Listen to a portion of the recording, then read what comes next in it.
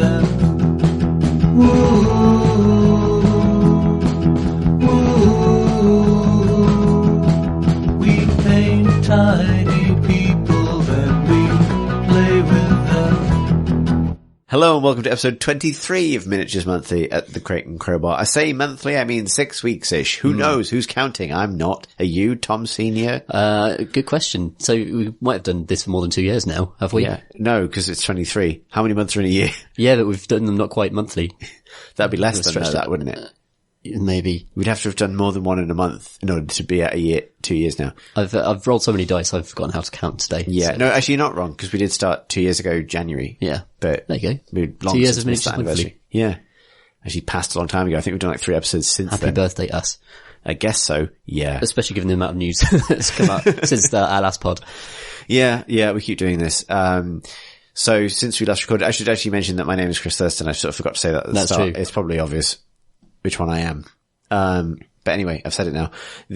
So we'll get straight into it because as we started to arrange the news that has happened in the 6 weeks since we last recorded, we realized it's a pretty staggering, amount of it.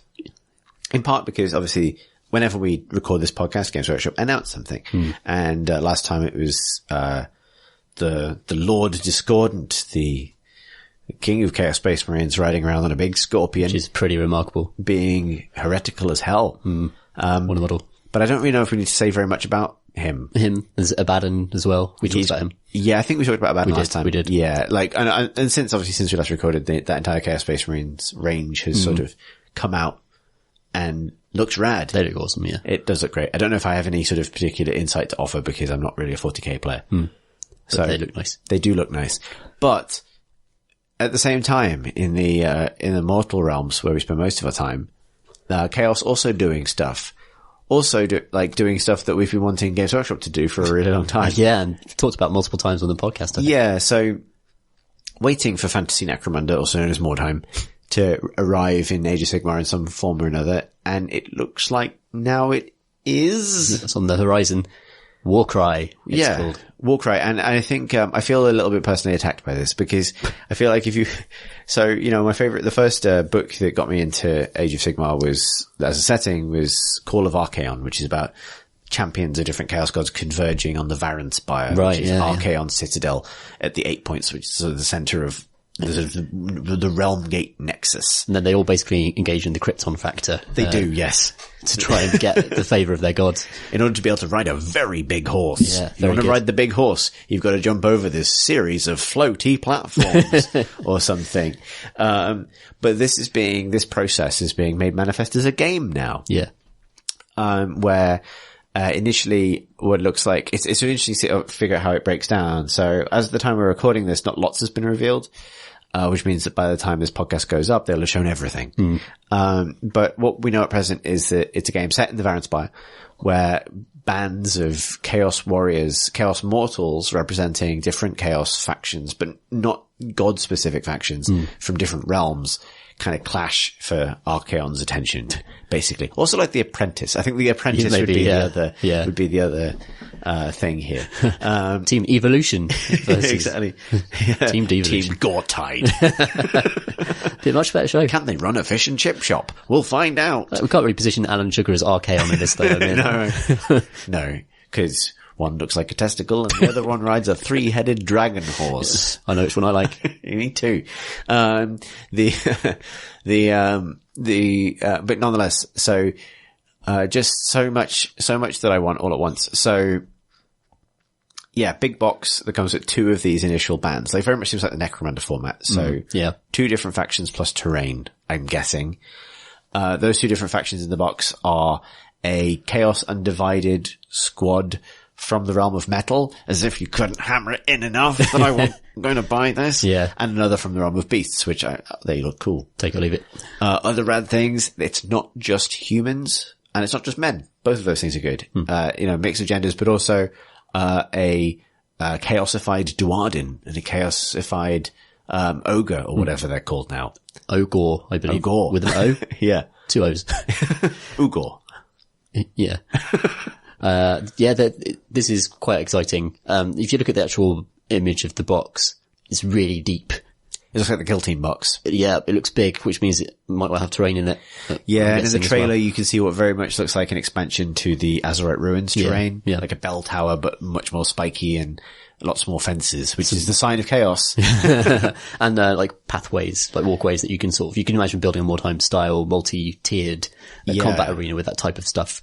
So do you think it's going to be like Necromunda, or do you think it's going to be like Kill Team? Because the way those games are released and produced are quite different. Yeah, I think it's going to be, my guess is something that I think the way games actually work at the moment is it would support both. I'd be really surprised if they didn't have room for like narrative progression, like, cause Kill Team's like this. Kill Team has both Kill Team and Kill Team Arena, right? You have like competitive Kill Team and story campaign Kill Team. Yeah, but I mean, like, in terms of the way the games are rolled out, Kill Yeah. Team's expansions are a warband with a bit of terrain thrown in and some rules, Right. and they're kind of like packaged. Oh, like I see that. what you mean. Yeah, Yeah. whereas Necromunda is like Forge World, a lot of Forge World stuff, and it's a different.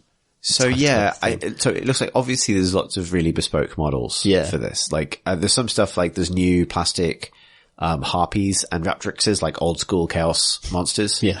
Chaos ducks, basically. Yeah, they're quite funny. That's also welcome. I was trying to unpick this because, you know, the harpies and the other monsters look like they very much could have been repurposed for this game from a broader Slaves to Darkness expansion. Everyone's been expecting that. That makes sense to me.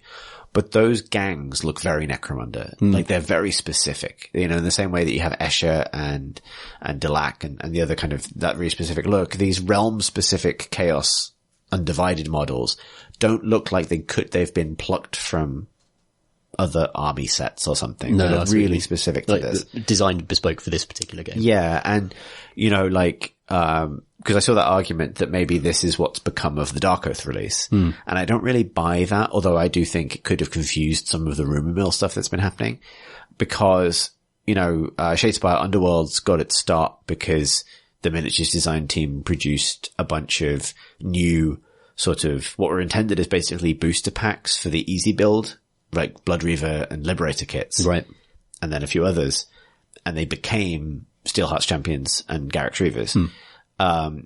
But they really obviously fit into the existing aesthetic of current Age of Sigmar armies, right? Like all of the stuff they've shown for Warcry would look completely out of place in Slaves to Darkness or look completely out of place in, well, Slaves to Darkness because they're both Slaves to Darkness and they look wildly different from existing Slaves to Darkness. So either Slaves to Darkness is getting a range expansion of an unprecedented size. You know what I mean? Where it's like you've got specific models for every realm or this is a separate thing, I think. Maybe I'm wrong. That makes sense. It makes sense. You'll see some crossover, I imagine. And of course, it's not just going to be chaos, though that seems to be the central fantasy of the core box by the sounds of it.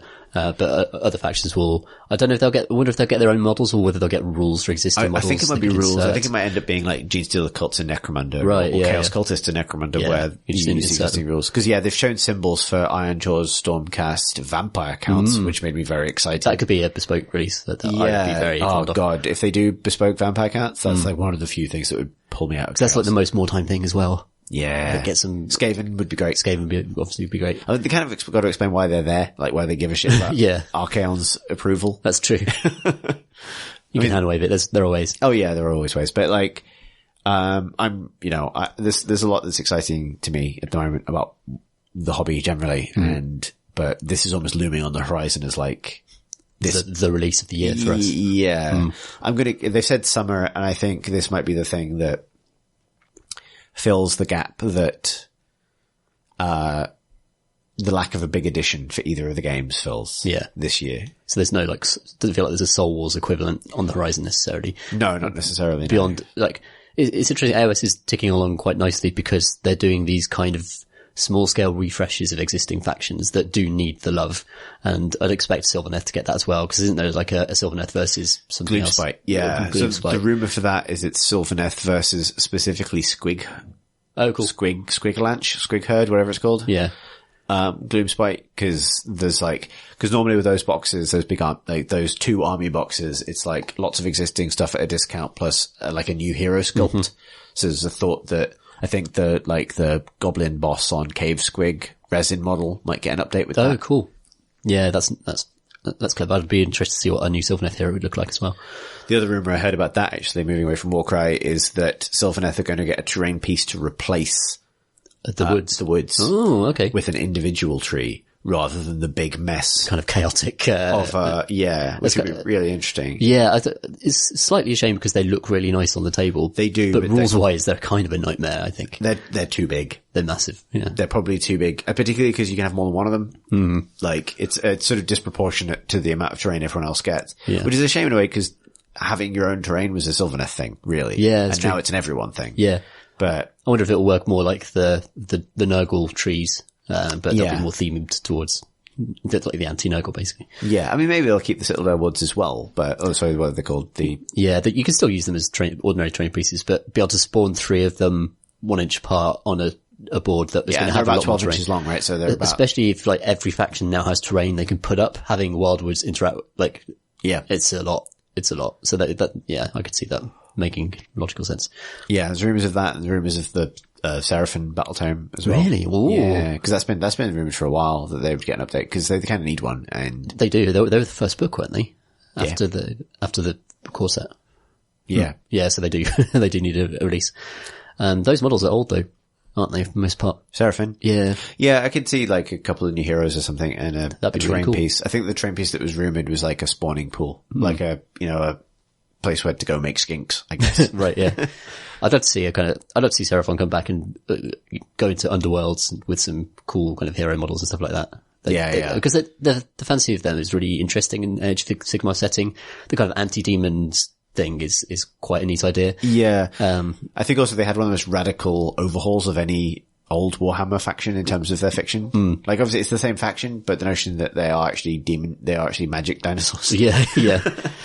I also love that they've been parked inside a giant moon, endlessly fighting Corgus Cull. That's their current fictional kind of status quo. Yeah, right. Not like, that's one of the things that's nice about the new Khorne book, which I'm sure we'll get to, but it canonizes that. Like, the outcome of the fact that during Malign Portents, everyone voted to shoot the dinosaur moon with the time cannon. Yeah. Which brought all the dinosaurs back, so Corgus Cull is stuck fighting magic space dinosaurs on his fucking battle moon. Is now in the Khorne battle tome. That's splendid. As a actual thing that happened. So. I very much hope that also makes it into the Seraphon battle tome eventually. Exactly. Like, meanwhile, Yeah. on the battle moon. But yeah, no, so lots of, like, I don't know if there's anything else to say on Warcry specifically, other than it's just rad that it's happening. And I imagine it'll, like, I'll be picking up straight away. Like, I'm really looking forward to it. I think it'll be a big... I love the idea of flavors of chaos as well. That's a really cool thing to explore as well. Especially like mortals who are not like demonic yet, but they're sort of pursuing it. That's such a cool, rich design space. Well, in a way, it's the first normal humans we've seen new for AOS, because chaos is normal in AOS. Like, this is what most people are aspiring to. Yeah. Right? Yeah, right. Like, the cities are the exception. So it's nice to kind of like start to see that fleshed out. Like, I'd love this to be the road towards getting free peoples and stuff like that. Yeah, that'd be but exploring it from chaos side first isn't an anomaly in the way that it might have used to be. I still really hold out for free peoples as an idea, because they could be like the Imperial Guard of AOS, really. Yeah.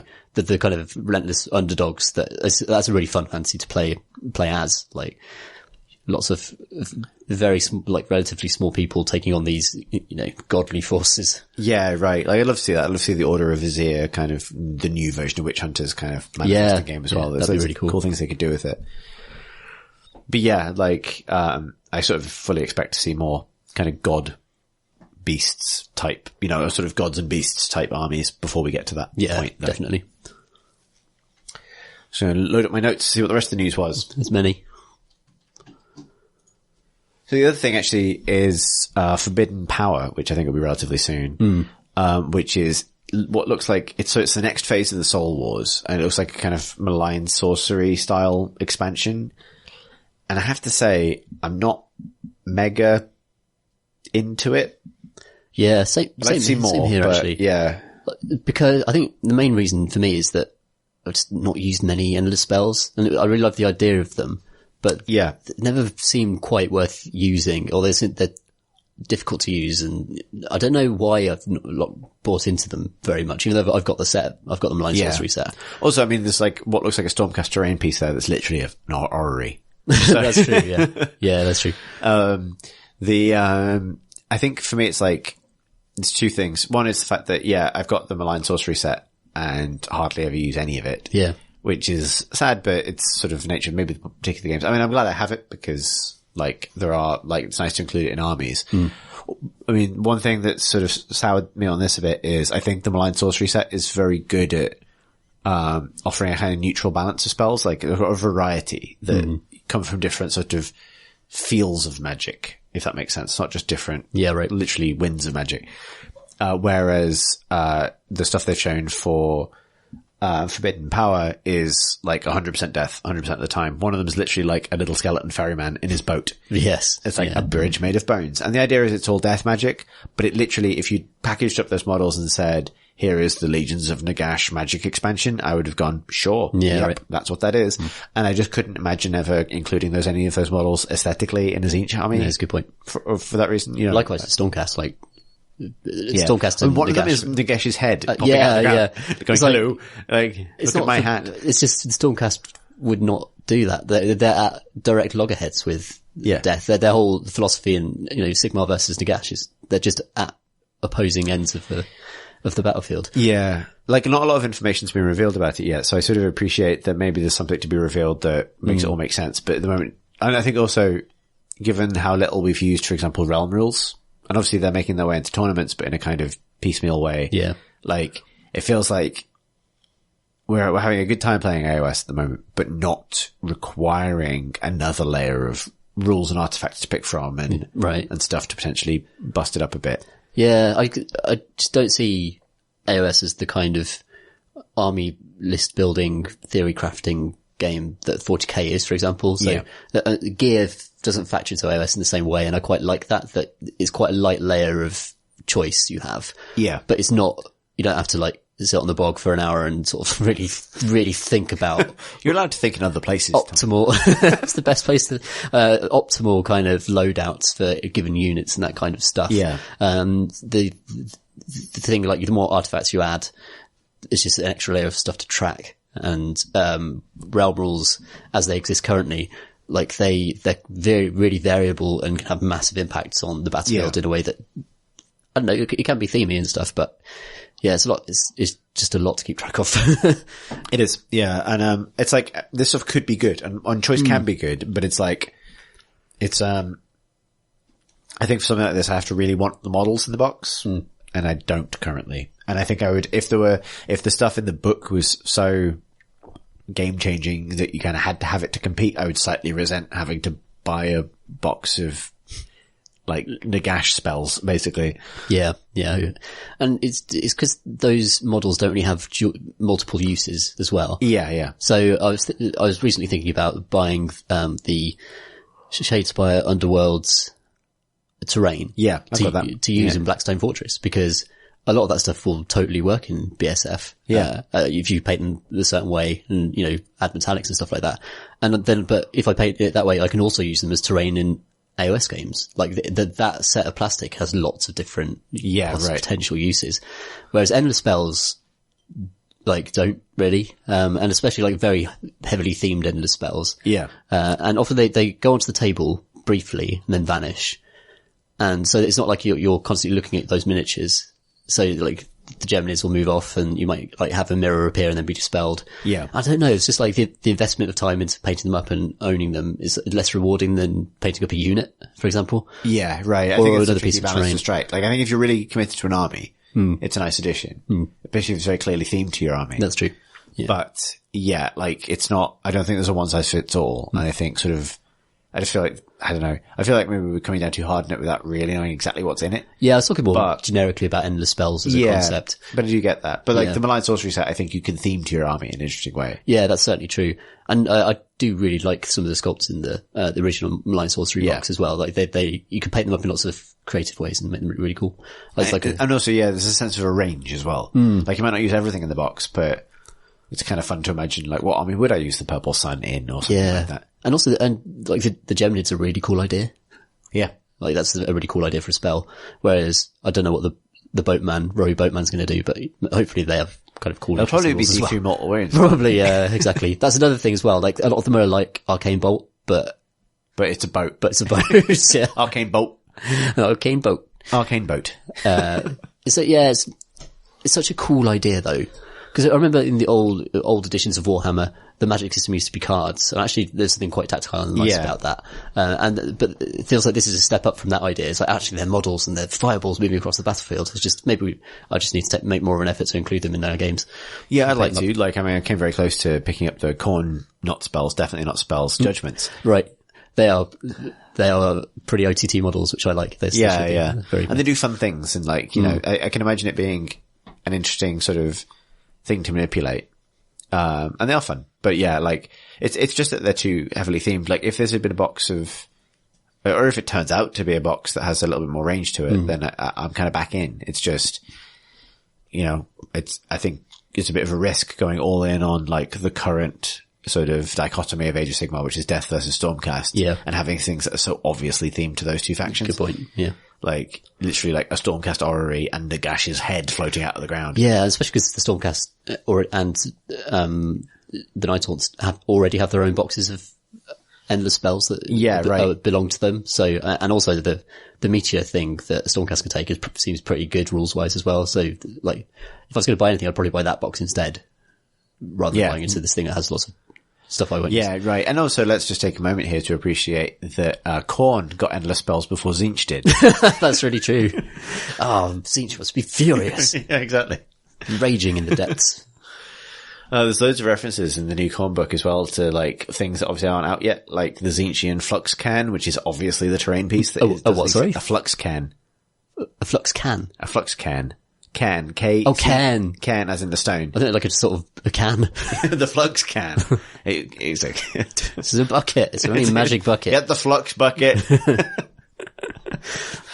Bucket of Flux. Can. No, actually Flux Cans have been in, they're things that Zangor gather around. Right. Herdstones, but weirder. Wizards. But wizards, yeah. Okay, that's cool. I like that. Yeah. So, so it's obviously going to be Tzeentch stuff at some point, but, nonetheless, just wanted to mark it there. Just let it be known.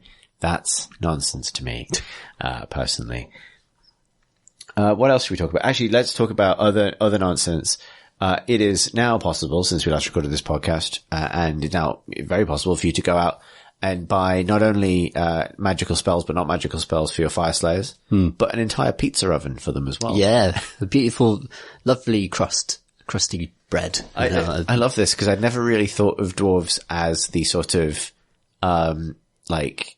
slightly hipstery, but you go there because the food's nice pop-up restaurateurs. But here it is. Yeah, but nonetheless, I think I said this on Discord, but if the Caradhran terrain, when it inevitably comes along, isn't a little microbrew distillery, then they've missed a huge trick. Absolutely, yeah. Because, there is literally a pizza and microbrews place about 5 minutes from my house operated by squat bearded men. And the comparison's perfect. Yeah, exactly. That's a cool piece of terrain. Again, you could just, these train pieces are good, just generic train pieces. If you wanted to theme up a board or something, you could use them. I'm getting increasingly sort of wary of the fact that they're kind of baked into the armies. I think everything has to be considered to be optional because the point of Warhammer is to build a game that you want to play with the person that you're playing with.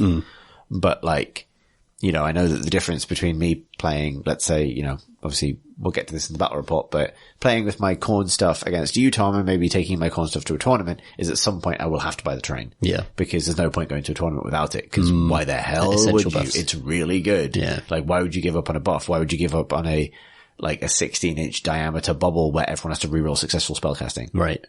It's extremely good. That I can place anywhere. Yeah, you're right. Exactly. So that sort of stuff is sort of, I still feel a bit weird about the fact that it's free in points, but not free in money. But the models are really cool. And so, if the stated aim is to get more terrain on tables and players interacting with it and owning it, then it's probably going to work. But I still feel a little bit sort of, I'd be happy for them to do some army updates that didn't have this format, like book plus terrain piece plus endless spells. Yeah, yeah. Because it's sort of, that sort of set feels like it increases the mandatory spend for an army to 50 to 75 quid rather than 25 for the book. Yeah, makes me think of Kill Team again, where terrain is now sort of bundled in with miniatures. Yeah. And they're both part of the same thing. And I wonder if terrain's relatively easy to produce compared to very, very detailed unit. Multi-pose sculpts and Yeah, stuff, precisely, yeah. And it might just be easier and faster to design and easier to make, but I'm not sure. Yeah. So in that context, it would make sense that you'd produce a bunch of terrain. And it can look awesome. And it'd be interesting to go to the tournament and see what people do with it paint-wise and hobby-wise to kind of differentiate their pizza oven from everybody else's pizza oven. I do really like it. I do love it. It's really good, yeah. I'm not No, I just love that they summon a forge. Right. But it does look like exactly like a pizza oven. Yeah, it's good. Yeah. The other day it occurred to me that, cause everything's a magmic something if you're a fire slayer. And something in my brain clicked and went, magmic. That's short for Magic Mike. And then fire slayers as a whole started to make loads more sense to me. It's just a load of naked men. It is a load of like naked in the movie Magic Mike XL. They've had their new book has changed them, but I don't know how because I've not read any rules for them. It seems nice. Happy Seems for them. nice. Yeah. Again, they did seem like they really needed an update. Didn't they get some beta rules at some point? And They did, I think. they became like a horde army for a bit. I don't know what they're like now after the I new think they're book. pretty solid because they have like really good saves and like, Yeah. you know, rerolls really hard to shift. And apparently, magma droths are more more now. Yeah. Because they're quite cool models. Like They're lovely models. they're lovely models, like flaming. Fire Slaves was like the first sort of original AOS range after Stormcast and Bloodbound. Right, yeah. Because they came before Sylvaneth, didn't they? Yeah. Yeah, right.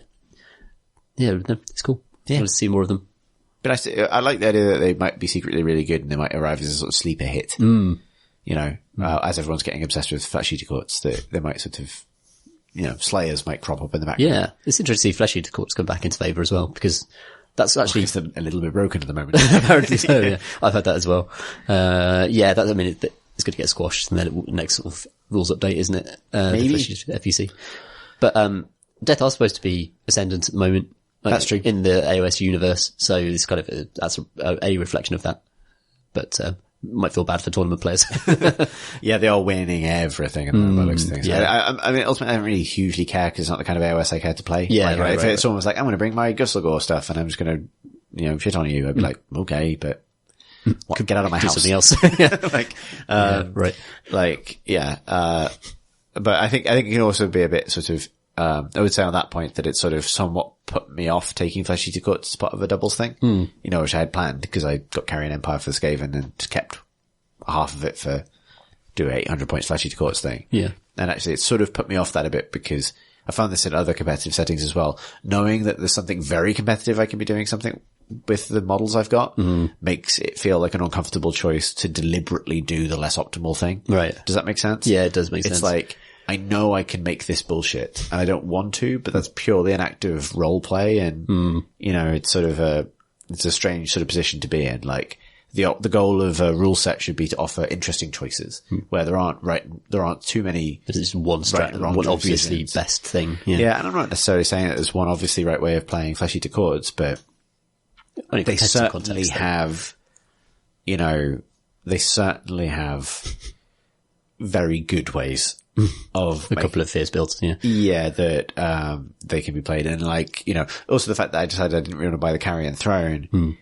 I am giving up so much. Like, it's other armies I think every army gives up a lot, but it's sort of, I don't think that mechanism as it's designed really feels very good because it's not only like when you start to add loads of free summoning to an army, you're also asking people to buy more models to, you know what I mean? Like your 800 point army becomes actually like secretly a 1400 point army because of the amount of free stuff they get, which is both not that fun to play against and also an increased investment. And that's a bit of a snowballing sort of, is this the faction I really want to do issue that made me kind of want to pull the parachute on the whole thing? Because it's like, yeah.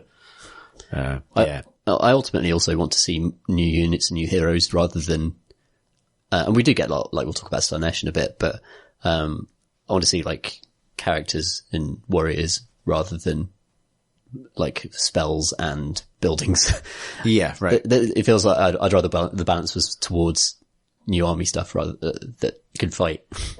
Yes, right. And I imagine obviously that stuff's in the works and the definitely. production loop on that has to be far longer than it is for a pizza oven, say. Yeah. Or a little folk stage or, you know, whatever it is. But like nonetheless, it's you know, I agree. It's just, yeah, I think it's a bit of a tricky balance. But that said, new stuff to play with is very welcome at the same time. Particularly, it's better to get a little update like this, I suspect, than to get no update for 5 to 10 years. Definitely. Yeah. That is a big advantage, actually, isn't it? You don't have that kind of despair of picking an army that isn't Stormcast and feeling as though you're going to be left out for a long time. Yeah, right. Though Stormcast doesn't have any terrain yet. They will. Not yet. Well, that thing in Forbidden Power really looks like terrain because it doesn't have a base like a spell does. Okay. Yeah. So that's it then. Yeah. Might have to buy it. Who knows? I mean, that would be really doing it dirty to say that, oh, by the way, the Stormcast terrain, that one isn't a 20 quid box. That's part of this 50 quid box. Right. Congratulations, Stormcast players. And now you own some plastic that belongs to Nagash. Yeah, exactly. Now you own Nagash's face.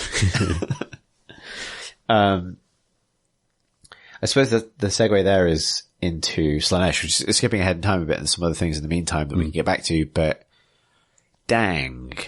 So this is the new range release and this is on pre-order today actually and out next week, all coming at once. Yeah. Well. A big one. It's like and by so army. there's been 2 moments in the last couple of months that I've been genuinely blown away by a new model, and one was the Loon Boss on Mangler squigs, like the crazy, 2 giant squigs. Anti-gravity sculpt. Incredible detail. Yeah. And then the other is the New Keeper of Secrets, which is almost the opposite. I knew I loved models that had a sense of poise, and I had no idea what they were going to do with Slaanesh, and I'm really excited about what they have done with it. There's almost a kind of stately grace to the pose of this creature that seems to be slowly walking forwards, and you imagine it cutting stuff down in like just a flick of its wrist, and there's something extremely good about it. I've not yet to see it like in physical reality, see that pose with multiple angles, but for the photography that puts out, it looks pretty astonishing. The new Slaanesh range it's all demons so far, and some people have gotten upset that there's no new mortals yet. The thing that occurred to me is actually only once have new mortals arrived at the same time as new demons, and that was Siege. Right. Korn and Nurgle both got their demon update and their mortal update separately, sometimes years apart. I wonder if it's because the demon update works in 40k as well, so it's kind of like a multi-release rather than, Yeah, and I think, so, for whatever reason, it's a demon update this time, and that basically involves obviously the new fiends that came in Wrath and Rapture, the Enrapturous, the Harp Lady who came in Wrath and Rapture, there's Ender Spells, there's Terrain, there's a new Keeper of Secrets, so now all 4 Greater Demons are in plastic, which is great. And then there's, oh god, I forgot what the name is. There's, I love the model and I've forgotten what it's called. It's 2 Heralds of Slaanesh pointing at a big mirror. Oh yeah, that's a very good. That eats mortal wounds and spits them back out again. Oh, does it? It has a 2-up mortal wound save, and if it eats a mortal wound, it's coming back out eventually. Oh, cool. That's There's really so much cool stuff in the new rules. I imagine we'll dig into this in a future episode, because obviously it's out next week. But yeah, there's stuff that makes your opponent, the person fighting Slaanesh make choices about what happens to their units. That was already there, okay. But they've sort of addressed it. So previously the Keeper of Secrets could offer you a bargain at the start of the combat phase. So the previous way it worked was, and I like what they've changed it, and it's interesting to maybe unpick why. The previous version was, if you accept the deal, the hero that it's offered to gets 6 extra attacks on one of their weapons. Yeah. Which is the number of Slaanesh. Right. However, when you roll the attack, if any of the results are a 1, the hero is instantly slain. Oh my god. That's quite a choice. Yeah, that was the old version. Oh, right, and it's not really a choice. The problem is you'd never accept it. Yeah. Because the odds are you have more than 1 attack anyway. So at that point, it's the odds of, let's say you had 2 attacks, and it's the odds of a 1 showing up on 8 dice, which is actually better than... Yeah, having said that, if I had a Celestant Prime on the field with Galmaraz, might take the extra 6 attacks, because it could kill anything. Yeah, but if any of them are 1, it dies instantly, so it's quite I think so. I think that's how it works. Anyway, it doesn't work that way anymore. Right. The way it works is, you get offered this deal, basically. If you deny it, you take D3 mortal wounds. So you just take D3 mortal wounds. So that's good for the Slaanesh player, because it's some guaranteed source of damage. You want to turn it down. If you accept it, you get +1 to hit, I think. Or it's either +1 to hit or rerolls of 1 to hit. I think it's +1 to hit. For the, rest of the battle. But on the next turn, you roll a dice, and on a 1 to 3, you lose the buff, and on a 4 up, you die. No way. Yeah. I don't think you ever take that then. I think you do. Yeah. And I think the scenario where you do is, it's a gambling thing, and I think it'd be quite fun. Like, imagine, a Keeper of Secrets charging a hero that has like 6 wounds, like a sort of on foot hero of some kind. Yeah. Like a base level hero. A base level hero. Then it's an interesting bargain, because if there's a circumstance where you think you can deny it, you say no, you take D3 mortal wounds, maybe hope to take 1 and try and survive in a different way. But if you think you're dead in combat, you might as well take the buff, because you might die anyway. So, like, you might as well take the buff to get the bonus to attack. Yeah. So it's kind of, I think I like that way of designing Slaanesh, where I think there will be scenarios where that's a really interesting choice. Yeah. Both to offer it and to take it if it is offered. Like, but to return to the model, like, I think it's worth talking about it, because, Alex, who does the main CNC, was really not a fan of it at all. Yeah. And, I can understand why it's divisive, because Slaanesh is always going to be divisive. But I think they've done a really good job of reconciling what is sort of the traditions of Slaanesh in terms of how it represents excess and sensuality and things like that, with a far more kind of interesting set of ideas about the physics of being a demon. Like, there's designer notes that they put on Warhammer Community recently that explained that people had already pointed out that the stockings that it appears to be wearing don't make any sense, because around its hips they are stockings, but around its feet they are skin. Yeah. Like, and it doesn't make any physical sense, and that's deliberate. It's a demon. Like, it breaks the rules of sort of fashion matter in its own matter, in its own kind of flesh. Basically, it's all illusion. And I think it's got I love that it isn't, there are so many deeply tacky Slaanesh third-party models in the world that basically are just World of Warcraft succubuses, basically. And, I love that they found a kind of form of, like, a sort of, it's certainly a monster. It has huge crab claws, and that is sometimes a sign, but it's also kind of, it has grace, and it has poise and power and sort of sensuality at the same time as having monstrous elements. It has one of the face options is more bovine. Like, that's a really cool kind of Baphomet sort of angle. The whole range seems to have this sort of Arabian Nights kind of feel to it now, which I really love as a kind of motif.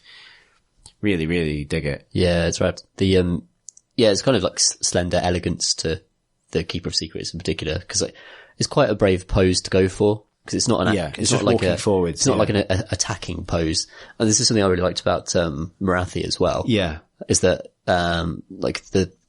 these truly mighty leaders are, just striding slowly through like this chaos around them. So having your smaller models be like in action poses because they're going to be engaged, while something much larger just strides forwards or points and kind of directs things. Yeah. That's a good kind of, that's an awesome look in the context of an army. And I can imagine the Keeper of Secrets just looking awesome, like in the middle of a load of demonettes and other stuff. Like I really love the named alternative build, the Shalaxi Hellbane build, like, which they've said has this sort of like, almost like Carnivale headdress kind of thing. And I really love, I love the way, it feels more, old Slaanesh had a bit of a problem with like, it's just bondage gear. Whereas there's a little bit more of a design sense to the new stuff. It has a little more fashion to it. Yeah. And like, I don't know if fashion as weapon is something that Warhammer has fully earned, because it's, it is certainly a hugely, masculine kind of space most of the time. But that is what links it to like the positive and sort of, potentially progressive use of that imagery in pop culture, where it can be kind of, subversive and sexy and kind of fun and exciting, but it's not just titillating for the sake of the teenage boys in the audience. You know what I mean? Like, the Keeper of Secrets isn't really aiming at that at all. It's threatening. But it's powerful. I really, really like it. To the extent that, honestly, I'm probably going to walk down to Games Workshop tomorrow morning and pre-order one. Yeah. Genuinely might. I don't have a Slaanesh army, but I just really want to paint one. It'd be an amazing painting project. Like, I just love that model. Like, I love the new Lord of Change. But I think the new Keeper of Secrets might be my favorite created demon of the four. Like, I really, really like it. The new Lord of Change was kind of basically the same as the previous Lord of Change, really, but with better technology behind it. Yeah, but really has been working out. But also just, let's recast, let's remodel this and cast it with modern technology and what we can do with plastic. And it's much larger and you're able to do that. Whereas this feels like just a significant shift in design ethos compared to the old Keeper of Secrets. Yeah. Which was just kind of a gribbly creature with boobs, really. Yeah, right, yeah. Like a big row of boobs and Yeah. a snooty face. And some claws and stuff like that in a threatening pose. Whereas there's much more story to this model. There's much more, like, it evokes a world of, like, silks and, drapes and sort of capes and jewelry. Yeah, and, right. You start to understand why someone would, like, worship Slanesh. I don't understand why anyone would worship the weird, gribbly boob demon. but I can understand why someone would worship this thing. You know what I mean? Yeah, like, right. 'Cause it's supposed to, the Chaos Gods should have an appeal. Because that's why chaos is so interesting. It's because you should be like, well, in the right context, I could collect skulls. If I was, I literally do. I collect Warhammers. Exactly. And if you're in a universe of endless slaughter, then slaughter would be a kind of form of worship. And you can imagine that in the right context, someone would do that. And likewise, Tzeentch, like, you get to see truths of the universe and learn secrets and and overcome and be important. And sort of see some of the threads of fate that mere mortals don't get to see. So there's got to be Nurgle, you get to eat a kebab every night. yeah. Nurgle's just like, have a laugh, tell lots of jokes, it's fun. Get sick, nothing it's matters. fine. It's become transformed into something that become part of the family of Nurgle, like Nurgle's kind of camaraderie to Nurgle. And, Slanesh has always lacked that for me. Like, I sort of understand broadly what the fantasy is supposed to be, but that's never come across to me in the models. There's something I really liked in the fiction they put out so far, just through the community site, which is that, and I like this sort of slow kind of rebranding, that the other Chaos Gods are very wary of Slanesh. Because Slanesh is the youngest, but potentially the most powerful. And that Slanesh being the youngest might also be the last. Because all of the other Chaos Gods tend towards excess in the end. Like, all of them end in Slanesh.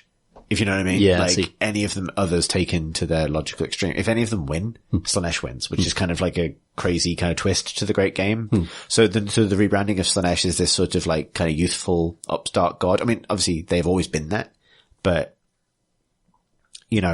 I feel like that is sort of present in the new Keeper of Secrets model as well. Like, both of all the other greater demons look, sort of ancient. You know what I mean? Whereas the Keeper of Secrets looks like it's literally just gotten out of the bath. Yeah, it does. Yeah. You know what I mean? And I really dig it. Like, I had, the other model I really love is Selesky, which is the demon prince with the herald on his back. Yeah. So it's like I really love what they've done with it. It's like a demon prince who looks a bit like Sigvold. His armor looks a bit like Sigvold's armor, like kind of like, sort of, silver plate. But topless, covered in sort of ritual tattoo scars with a herald of Tzeentch on his shoulders, cracking a huge whip. And it's such a pure modern Warhammer model. Yeah. Like, just immediately grabbed me. Like, I really, really like it. It's funny, like, having been so tempted by Idoneth for a long time, it's amazing. Like, my heart definitely belongs to Chaos, like Grand Alliance Chaos. I love almost all of it. And so seeing this stuff has really, really got me. And it's made me want to pivot my Slaves to Darkness stuff in a Slanesh direction, but in a way that I have some ideas how to do that, that aren't quite the obvious, like give everyone a feather in their hat, like kind of thing. And I think there's space for that in the new range as well. There are space for interpretations of Slanesh that aren't just, and now BDSM and crabs. Like, you know what I mean? And, so the whole thing's just really rad. Like, I think the same part, it's like somewhere between the part of me loves chaos and the part of me loves vampire counts. Right. I do love vampy things generally. And so it's this very, very exciting confluence of stuff. It'd be quite hard not to go all in on it, to be honest. Yeah. So have they released any new units for Slanesh, or they're still the old demonettes and stuff? So demonettes, they're not renewing anything. So, I've completely forgot what the big mirror is called, but that is a new unit. Selesky is a new unit. Shalaxi Hellbane is a new unit, and the Keeper of Secrets rules are completely changing, so it may as well be a new unit. Yeah.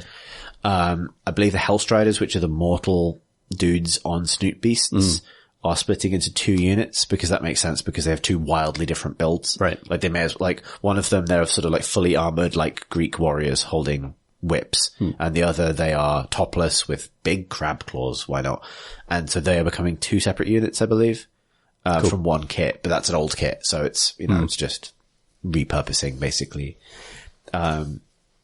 There's loads of new rule stuff they've revealed. I don't have it to hand, so we can't really get into it, but I'm definitely going to buy the book. Like, I'm definitely going to buy the book just to kind of page through it and think about it. Yeah. But it's definitely like thrown my sort of, when we get to this, but it's definitely thrown my plans for the year up in the air a bit, because like, I love the new Skaven stuff, and I'm happily building away at doing kind of Scryer stuff, but genuinely having put loads of time into Khorne recently, which I imagine we'll get to, but when that stuff's wrapped up, I really wouldn't be surprised if Slaanesh was next for me.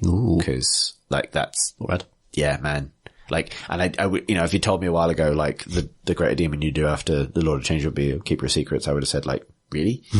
And I wouldn't be that surprised because it's not out of the question, but like... yeah. But genuinely, I think it will be, because... Amazing. I can't wait to see it in person. They look fucking terrifying as well. Like, I think there's a danger with Slaanesh that they end up sort of being the first Chaos God to really benefit from sort of AOS 2.0 power creep, because they seem to be able to do a bit of everything, but it'll be interesting to see how it works out. Yeah, interesting. What else news-wise did happen? Oh man, there's so much stuff. So we will get this episode out before Warhammer Fest, but at Warhammer Fest they're going to reveal whatever magic painting thing they claim to have invented. Right. Whatever. I don't know what it could possibly be. So speculation about it. Yeah. So there's this, the only thing that's come out is the name, which is Contrast. Right.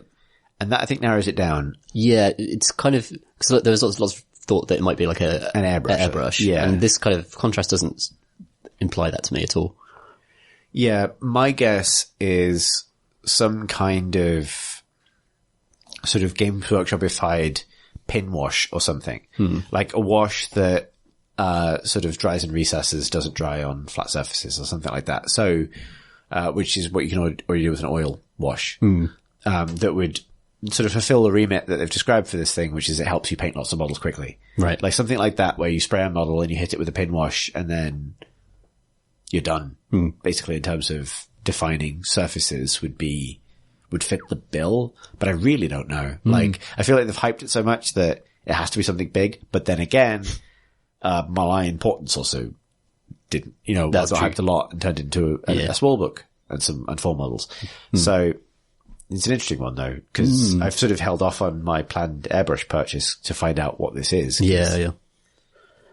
Contrast. I don't understand what another wash would do that would be different from the existing washes that they have. Like, there are ways of formulating, just like a thicker one, maybe. Yeah, there are things they could do. I think with that, I think an expansion to the paint range would be a big deal. Like if they wanted to add new colors or bring things back or whatever, like an expanded range of spray paints would be a really good thing for them to do. I think, but yeah. I had a theory for a while that it might be like smaller spray cans of individual Citadel shades, which would actually be great. Like, imagine if you get a little spray can of Rakoth flesh or something like that for skeletons, or, you know what I mean? Rather than being stuck to the huge cans of the limited range that they do have. I don't know if they necessarily want to wander off into the world with vastly more aerosols, but like, you know what I mean? There are things they could be, but nonetheless, it's a weird thing to be trying to figure out what the hell they mean. Yeah. It's like we've reinvented painting. I was thinking of like a different dry brush formulation that basically simulates wet brushing and lets you very quickly create blend effects with a dry brushing technique. Yeah, right. But I've no idea if that's even possible with paint. Maybe a blending medium isn't a bad Yeah, shout. blending might be like, that's kind of the hardest thing, right? The reason why the difference between dry brushing something and actually spending hours and hours blending it is the big difference between something you might throw down on the table or something you see in Golden Demon eventually, like blending techniques and easy transitions between colors. You could do it currently with lots and lots of glazes or by meticulously mixing lots of colors and applying them carefully. But if there's something that made that easier, that would be good. I don't know, it'd have to be some magic thing though. I think, like a slow drying medium would do it, because you'd that's a good point. apply a medium and then mix the paint on the stays model. wet. Yeah. And then you actually, which is a technique already, but like something that actually keeps the paint alive a bit longer on the model would be interesting. Yeah, that would be interesting. There must be third-party versions of that. I think there are. I don't think that also solves the problem posed, which is how do you get through loads of grey models quickly? That's true. You know? Yeah. That's like, how do you, a bit more of a quality thing. how do you paint a lot of very good robes? Yeah, right. So I'm fascinated to find out what it is. Like, I can't make it to Warhammer Fest this year because of work, but I'd love to go partly to figure out what, like, just to gauge whether or not it turns into the big thing that it's. Yeah, and there's Golden Demons running on both days this year, which is cool. So everyone gets to see it. Yeah. So I guess we'll find out more about that when it happens. What are your thoughts on Sylvaneth and Caradron for Warhammer Underworlds? That happened. Yeah, that's true. I really like the models. Yeah. And as I've got like a small Sylvaneth force, and I'd probably just buy them just to have those cool models. Yeah, they're really cool. They're really, really nice. One of them make like a really great Branch Witch alternative. Yeah, definitely. And also the Tree Revenants, again, this is one of the reasons why the book needs a refresh. They've never been that useful, but the models are really, really cool. So having, these are the guys who are kind of half tree, half elven warrior, from the old world. So it's good to see them kind of getting more models and more use. Yeah, I really like it. Caradron, I've always been able to like sort of take or leave the Caradron really. They all look quite similar to me. Yeah. But it's still a cool set. It is. Yeah. I think rules-wise it'll be interesting to see how they sort of work out. Like the Caradron is short and slow and ranged and still think the balloon boy. They're still like 2 moves, like move 2, aren't they? Apart from the balloon guy. Right, he can actually float around. Yeah. It's cool. I love to see that game expanding. It's a really cool game. I just don't really have time for it at the moment. And to keep up with the card meta and do the deck building and a lot of the concentration required to actually build a decent warband. Yeah, right. You know what would help you play more Underworlds? Some sort of video game adaptation of Warhammer Underworlds. Yeah, that was a really big surprise. It says, what's it called? Warhammer Underworlds Online. Yeah. So it sounds like it's going to be, from the basic description, a very faithful rules translation, just into digital form, basically. And in the opening trailer, at the very bottom, you could see Steelheart's champions wandering across the screen. So it's probably going to start with the core warbands from the first edition. Yeah. And, it's a really cool thing. I do wonder, like, how the expansions will work, how cards will work, unlocks will work in the game, and whether it's going to follow the kind of monetization model that Underworlds itself does. That would be mad. Yeah, I don't know how it could work, right? But some they said that the warbands wouldn't come out in the same order they came out for original War Underworlds. So don't know, basically. Yeah, so I'd expect those to be paid for expansions. It might work a bit like Blood Bowl does, where you just buy a team, so you buy a warband as DLC, really. Yeah, I think that'll probably be it. It'll be interesting because it's not a developer that I think has especially done a lot before. Yeah. So, and obviously the quality of GW games is hit and miss and always has been. But like, if I could like play a game of Underworlds easily at my desk. That's really cool. On my lunch break. Yeah, that's great. I am going to do that. I'm going to do that because I love that game, and like you, I have really struggled to find time for it. Particularly as it's gotten more complicated. Yeah. I'm really interested to see how digital artists interpret the universe of AOS and also the warbands and how they're going to animate and look. And that's like potentially could be the point of most disappointment depending on how things go with it. Because there are not many games. I think there's AOS Champions has modelled some heroes and stuff. Not Champions. It's the one that's basically Realm Battle, something Realm War. Realm War, yes, I think it's Realm War. Realm War. But did a fairly good job of kind of just modelling the heroes and stuff like that. But it's going to be the first time I've actually seen Stormcast fight. And it's a good opportunity to do it well because it's basically battle chess, really, isn't it? You can just have some cool animations as they attack each other, but please don't mess that up because it's going to be sad. I think I'm expecting the most obvious interpretation of what those things look like. Yeah. Which is Diablo. Yeah. Yeah. But yeah, like I'm really looking forward to it because like it's such a great fit for that as well. Like the rule set is so clear at the same time, but you know, really deep. And, and the issue with it is only time and availability of games. So, you know, potentially kind of dangerous in a way. Yeah. Good. Yeah, great. So that kind of brings us to the end of news stuff. Before we get into kind of what we'll be doing this month, I thought we might talk briefly about the Corn book because it's kind of interesting and it has some sort of news adjacent things in it.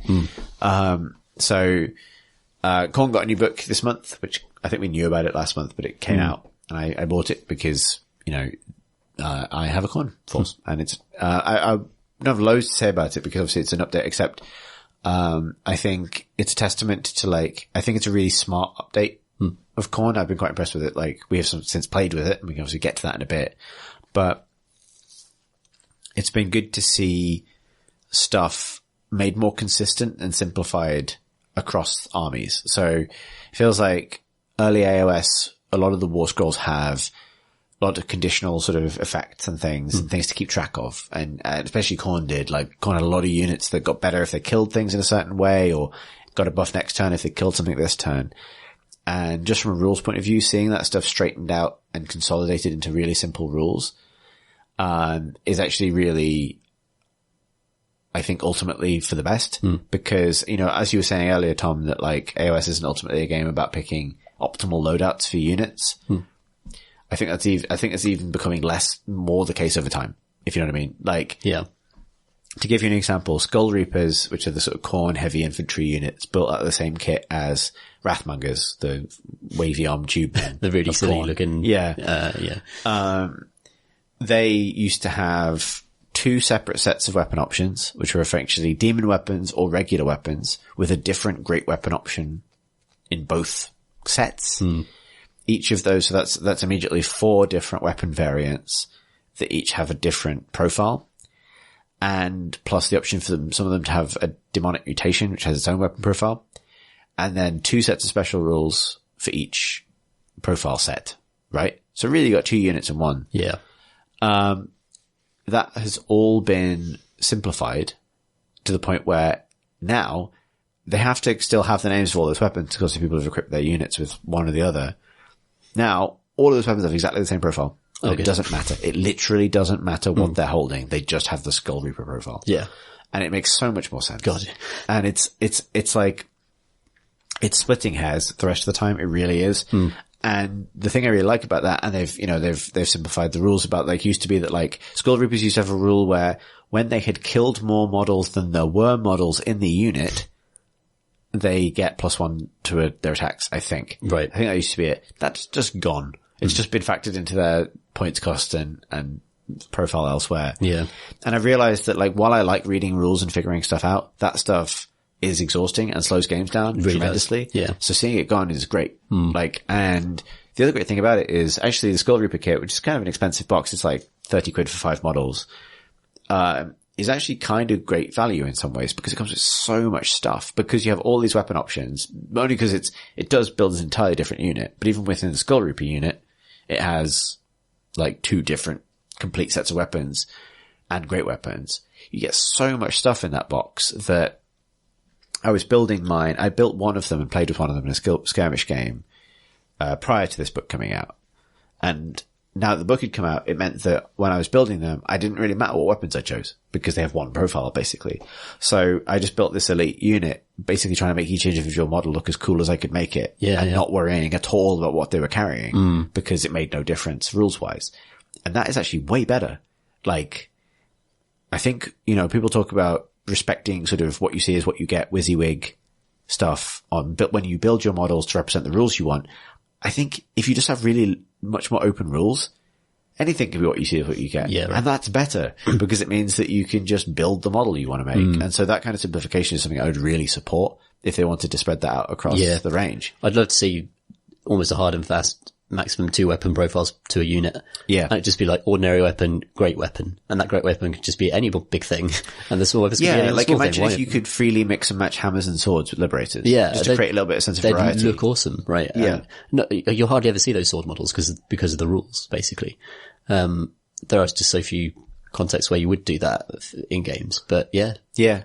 It's rad. Like, I built all those Skull Reapers and it's like, oh, this guy's like a dog guy and he's got like a knife in one hand and the axe in the other, and this guy's got a 2-handed axe. And part of me wants to care that they're different. And actually, I don't really. I want them to look good and then hit things. Yeah. And it's nice that there's not a massive difference. Like, obviously the standard bearer has different rules, but again. But it's not like, it's just that melee weapons work differently than in 40k. A flamer should behave differently to a grenade, should behave differently to a pistol or a assault rifle. They all do very different things. A spiky thing you prod someone with, like, could be anything, right? Yeah, why right. distinguish? Well, this is, I think, something that gets missed a lot. This is the really key difference between fantasy and science fiction, I think, particularly when it pertains to games. Like, science fiction is about details. It's about logic and technology, really. Yeah. It's, it's about how, even when you're talking about space magic, it's about how things work and how, and therefore gear is part of that. No fantasy story, no myth or legend is really about how something works. It's just that it works. Right. You know what I mean? And it's more about, heroes and personality and intent and honor and, you know what I mean? Like those things can exist in science fiction as well. But, fantasy, to the extent that fantasy takes after folklore, we were talking about this earlier in a video game context, but folklore is full of examples of things that just happen a certain way because of their symbolic significance or because of something else. So, in a fantasy game, I think you really shouldn't need to worry about the pedantry of weapon options to a certain extent. I think there are examples where it makes sense. Like I think, with, I think it's true of Skaven and, Grots. Both can be equipped with like the shitty ones, clan rats particularly, can either have like hand weapons that are slightly more accurate but shorter ranged, or spears that can poke between two ranks. But have a worse to hit. Yeah. Like that's fine. Yeah. That makes that makes sense to me. That's visible on the model. It kind of makes sense as an idea. That's a good example because it also enables ranks to be a thing if you've got long range weapons. Yeah. I agree with that for sure. But when you're in the context of the standard 1-inch melee range, I don't really care. Right. Like, I mean, obviously things like shields matter, right? Like having a shield versus dual wielding, which is a relatively consistent trade-off in AOS. Like it tends to be a trade-off between re-rolling to hit and re-rolling to save. Yeah. That's elegant. I think that's pretty elegant. Yeah. Happy with that. Like that, that sort of thing's fine. But I think, it was amazing what difference that small rules change that took place. And maybe I appreciated it because I'd literally started building this unit one before the book and finished afterwards.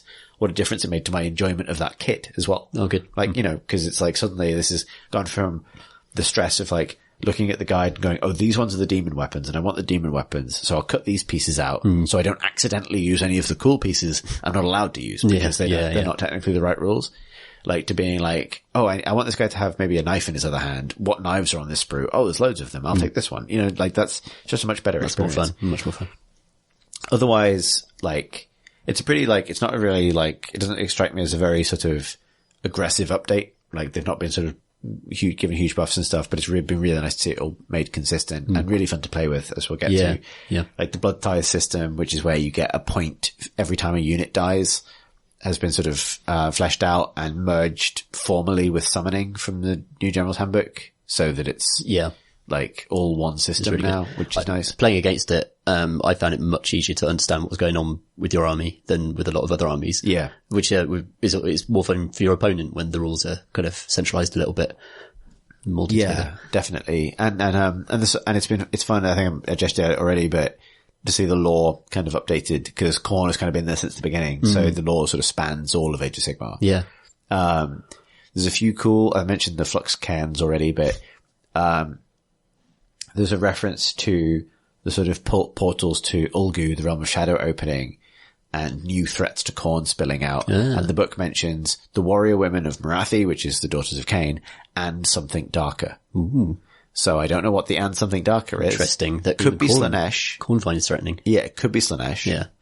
But it could be whatever Malerian is up to. Yeah. So that's exciting. That seems like a little hint. Yeah. So yeah, in terms of other stuff buried away. And like I said, it brings it up to date with other stuff. My favorite bit, however, is the amazing justification that Khorne has endless prayers now. Oh yeah. Which is that, Khorne hates wizards. And the fact that the Age of Sigmar is currently going through the Arcanum Optima, this age of magic, the end of spells everywhere, is so enraging to him that it is genuinely threatening the fabric of reality. Khorne is now directly involved. So the explanation of those judgments is that in some ways they are Khorne kind of literally just intervening to go to specifically to kill wizards. Yeah. There's a little story about the first time any slaughter priest ever summoned a judgment of Khorne. And it's because he was just killing wizards one day, just busy killing wizards. And like the more grisly the death of the wizard, the bigger the judgment that appears. You were talking last month about how it's nice when the appearance of these terrain pieces makes sense, at least, or it can be justified within the fiction. And I think we even said that it was weird that Khornate hordes would be setting up a little stage for their slaughter priest before a battle. Yeah. That's not how it works. The stage tunnels out of the ground immediately, like directly out of hell. Okay. In order to give a slaughter priest a taller platform from which to shout at wizards. And they manifest when a slaughter priest is so angry at a wizard that they need like a soapbox to rise out of the ground so that they can explain why this is bullshit. It's great. I really like that stuff. Yeah, that's very good. Like, there's a lot of like, you can tell the points where the background writer's having fun with it. And it's like, there's definitely a lot of like, just trying to articulate just how much he hates wizards and really wants to see them get splattered, basically. That's good. It's very good. But yeah, I was really tough with it and actually sort of prompted a lot of my hobby stuff this month, just trying to, you know, pull together the core and stuff I do already have because, yeah, I really like that stuff. And now that the range feels relatively complete with some new demons and things, it's sort of fun to explore actually the possibilities that are possible now, which we'll get to when we talk about the game we just played, I suppose. Yeah. What's your hobby month been like? It's still Blackstone Fortress, but I'm very close to the end of it now. Oh wow! So I'm painting the Chaos Space Marines and the Chaos Sorcerers. I saw one of yours. Really, really fun. They've got these kind of bulging heads, like they're because they're big nerds. Tom. Their psychic powers are kind of changing their skulls. They're kind of bulbous and seem to be pulsing with this kind of weird energy. And I bought some of GW's brass paints for the Chaos Space Marines, and they're really nice. Which ones? Because some of them are horrible. Yeah, so it was it's a good question. Which ones? Balthazar Gold is good. It wasn't that one. Brass. It was a Skaven-y one. Warplot Bronze? Well, yeah, that's right. That's why I use my coin. Yeah, so it's really, really dark, but it's really good coverage. And, then Brass Scorpion, which is a kind of gold actually. And then highlighted with a bronze highlight. I can't remember. It's not Psychorax, but it's the other one. And bits of silver. And it just looks really, really nice against the black armor, of the Space Marines. Of course it meant painting more black armor, which is just an exercise in very slowly doing small line work around edges, but not too much so it doesn't look grey. And, black armor can look awesome, but I just don't have the patience to do a whole army of that really, which is. I don't blame you. But what I love about Blackstone Fortress is it's just like there's two wizards and then you're done. And there's just two Chaos Space Marines and then you're done. And there's one big evil hero guy and then you're done. And it's just so snackable and nice. And, not having that sense of, I've got to do 10 of these, is really good. And it lets me lavish more attention on the ones that are in the box. After that, all I've got to paint is the big priest fella, whose name I've forgotten. Thaddeus the Purifier. Yeah. So I played the first game this week and now realize how easy it is to totally die in that game. What was your party composition? I'm interested in knowing. It was, the big robot, who was amazing. Yeah, he's very good. He's very, very good. And, I took the halflings, who did terribly, but I just didn't use them very well. And, I also played with, the flaming fanatic Pious Vaughn. She's great. Yeah, really fun to use. And, Chimp played as the navigator, who's like, his passive's amazing. His passive's incredible. He can't do a huge amount in a fight, but his passive's really good. And also you can actually bring people back from the dead. His shield's good. His shield is good. We used that. That was good. It was quite a learning experience really. But there's a lot of components to the game, a lot of kind of phases and stuff to work through. So it was very much a test mission and a sort of learning experience really. But now I've seen how the phases all kind of fit together. And I love the fact that there's like expedition and there's shopping. Yeah. It's really fun. And then I love how characterful the actual, heroes are to use in combat. Like their abilities are really fun. So the robot went up and just squashed a spindle drone in close combat, became inspired, and then just mowed through loads of Imperial guards, the traitor guard even. Yeah. So like in that inspired state, like she becomes incredible. So my girlfriend fiance Emma was just like mowing, just went through the entire battlefield single-handedly while my halflings died in a corner. And Pius Vaughan, to Pius's credit, like, she set fire to a room full of traitor guard, and they had a very bad time. Yes, what she does. I love her ability to put down like 2 hexes of fire that there's a sort of primitive AI to the way that traitor guard work, for example, where some of them will just run at you. Like the guys with melee weapons, will try and get close to you. So you could just put flame down, they'll just go through it and take damage. It's really fun. Yeah, it's great. I really love that game. Yeah, I really enjoyed it. I'm looking forward to, now I understand the rules, actually kind of running a better session, next time. Me and my friend Will, who I've been playing it with, are on the final stretch now. Oh, right, cool. We might beat it, which is kind of exciting. That's right, yeah. Yeah, I had an amazing, I don't know if this happened before the last pod or not. I think it might have been after. Stop me if I mentioned it. But, we had an amazing game where we kind of sacrificed Dayak to hold up the Chaos Lord as he was being chased down a one hex tunnel by Obsidious Malex. Yeah. And Dayak managed to solo Obsidious Malex by himself. Which was like, well, solo by himself is a tautology, but like, it was genuinely one of those like, holy shit, how did you do that? Yeah. He took exactly as many wounds as he had health spots, right? Yeah, yeah. Like grievous wounds. Like, he's not getting them You're back. not getting back, right. But purely on Destiny dice, I basically mined the entire corridor as much as I could with his bomb. And that kept doing damage to him. And because Obsidious Malex was waiting down the corridor, the other Chaos troops and the dudes behind him couldn't get through the corridor because the Chaos Lord's filling the entire corridor. Yeah. And then it just took us Hail Mary, like, knife to the face, but I got a crit on it and took him out. Oh my God. And then, so Dayak's thing is he doesn't have an inspire condition like the others do, like a specific one. Yeah. That, like, you know, in this circumstance, they automatically inspire. But he has an easier time getting XP because, like, you know, the way you get XP in Blackstone is after when a character's turn is complete, you roll a d20, and if you roll underneath the number of, you count up how many wounds worth of stuff you killed, and if you roll under that number, you get an XP point. So normally you're killing like 4 wounds worth of stuff a turn. It's quite hard to get an XP point. Dayak doubles that number. Oh, so he uses inspiration to inspire rather than... Yeah, who uses his XP to inspire rather than inspiration. But like, but so if he kills, I don't know, 4 wounds worth of stuff, he gets an XP on an 8 or under. But the idea is he eats them. Like that's because he's a recruit. So he eats them and gains their genetic information. But, Obsidious Malex has 12 health. So it's 24 for him. So so he automatically gets an XP. Yeah. When he eats him. Wow. So he just ate Obsidious Malex. And I don't know where he's gone now. Like, we'll almost certainly have to fight him again. Yeah. But it's like, oh shit, like, well, that's a game changer. Yeah. Maybe he's a bit of finger off or something. Yeah. Also, based on the outcomes of one of the special dungeons you do, Pius Vaughan's now carrying around a blaster pistol from the Dark Age of Technology, like prior to the big technological collapse of humanity, that she's using to like fucking fry people, and that is rad awesome. as hell. That's awesome. It's so good, that game. I really love it. Man, I can't wait to get into it. It's really fun. It looks amazing. I'm impressed that you spent all the time painting it, because actually I did that with Silver Tower, and this one I just got straight into. Yeah. It's I think it's just I loved painting some 40k after after literally years of doing Stormcast.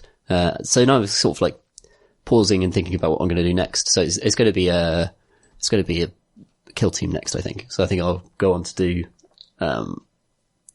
Skitarii kill team, I think, and use a nice muted color palette. And also I just want to play some kill team as well. It sounds really, really good. It is good. And I've also got the urge to just work on one big model. And it might be like the Amble or something like that, but I was contemplating buying a Baden and sort of like trying to learn some techniques and do some proper blending and actually kind of make it a kind of showcase model. But that could be any hero model. So I'm kind of looking across the range thinking, maybe I could paint a Space Marine captain or do, the range is so vast and so full of cool miniatures, and it's quite liberating to say, well, I don't really care if this fits into the rest of my collection at all, really. I just want a thing to paint that will be awesome. Yeah. So that's on the horizon as well. So that's amazing. I'll have a think. But you've been doing lots of corn, I think, this month. I have, I've had a bit of a weird one for a couple of months, because I think last time we recorded, I was aware that I was in a slump, painting wise, but I wasn't sure what its nature was, because I had such a productive January, and I really enjoy getting stuff done. And I suppose my experience this month has been figuring out how to, so I guess the context is like work suddenly gets much more busy and, you know, I have much less free time, but actually in amongst all that stress, Warhammer particularly remains something that is consistently a source of, sort of relaxation and excitement. But that increasingly stops being painting and starts being just sort of enjoying it peripherally. Yeah. Right. And this is, I think, the danger zone with hobby, because it becomes theory crafting cool armies or fantasizing about things you might build or get and things. And so I've ended up expanding the shame pile a little bit, you know, like buying the odd bits and bobs because I wanted to paint them. And, but struggling to, paint as much as I want. Like I try and stick to my hour a day thing. And actually that's broken down a little bit. Yeah. Because hour a day is a really great way to get things done until the point where you literally don't have an hour in a day. Yeah. And, I'd never previously been in that position. It'd always been like, some days I wouldn't do an hour, but I would have spent that time doing something else. Whereas I literally got to the point in the last couple of months where it's like, I don't have an hour. And it's taken me quite a while to get back out of it. So I had been batch painting some Chaos Warriors and doing that stuff. I had been painting some Blackstone, kind of pottering on with that. And I lost momentum on things and everything was sort of too many stages from done that I couldn't make progress in the time that I wanted to do stuff. And so one way I initially did it was I just sort of, when the Corn book was coming out, just kind of pivoted away from the Skaven stuff I was building. So, obviously last month I did say that, you know, Skaven was the new project and it still kind of is. Like I've been building bases and things. Yeah. But because the Skaven army I'm going to do is literally like 19 models, each of them is a big old project. So like proportionally, like I'm not rushing anything with them. Like I built a base for not a Doom wheel, the mini Doom wheel, the Doom Segway, whatever the fuck it's called, Doom Flare. Oh yeah. You're building the cobblestone bases and doing all that stuff really meticulously. But that's all sort of like on the side. It's just sort of bottles along. And I knew I just wanted to like flesh out Khorne, get Khorne to 1,000 points so I can play more. That would be nice. And so I experimented just with like, I got some bloodletters. And I just thought I'm going to just paint these fast.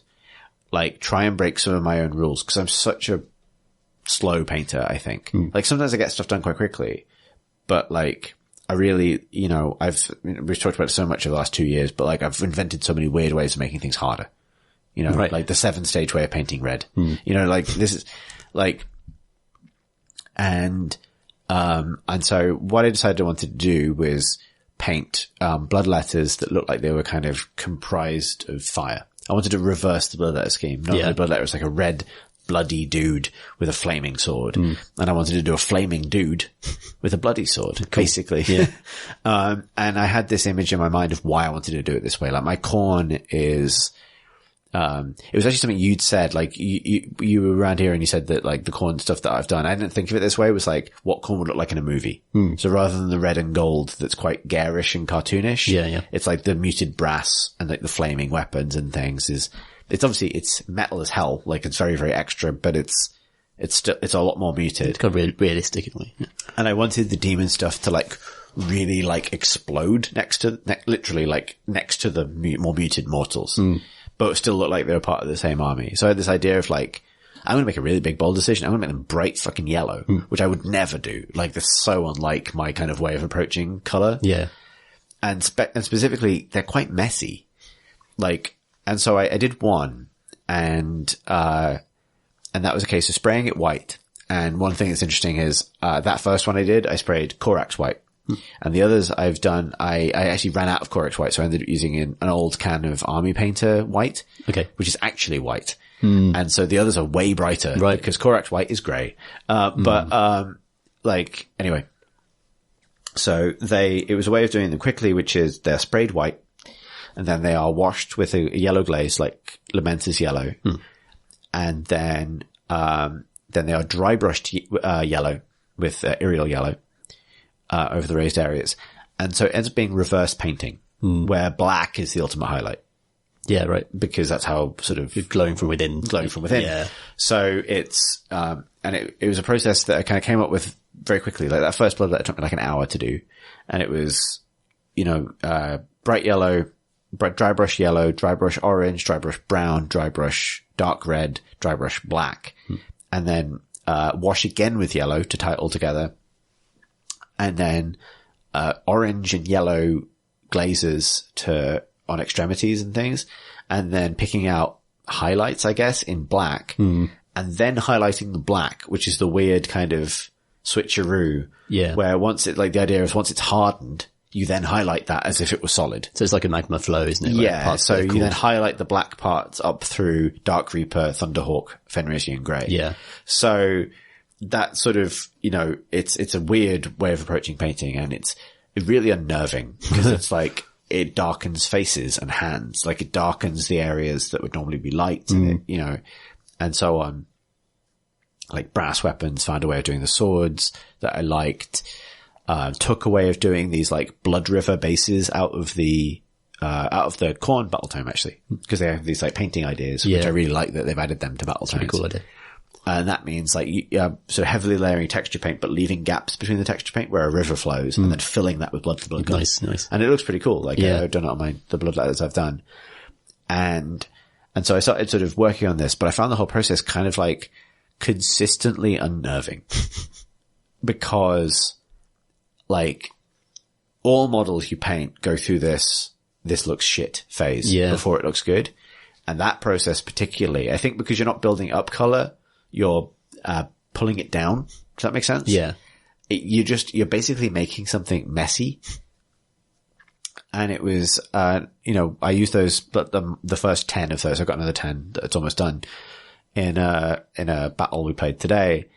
And actually on the battlefield, I really liked how they looked. Like, they really pop. Really awesome. Yeah. Like, but holy shit, I've never done something that I've hated the way it's looked for as long as that. Like, it was literally like, I had to rush to the finish line this morning before you came around to just like finish basing them and stuff.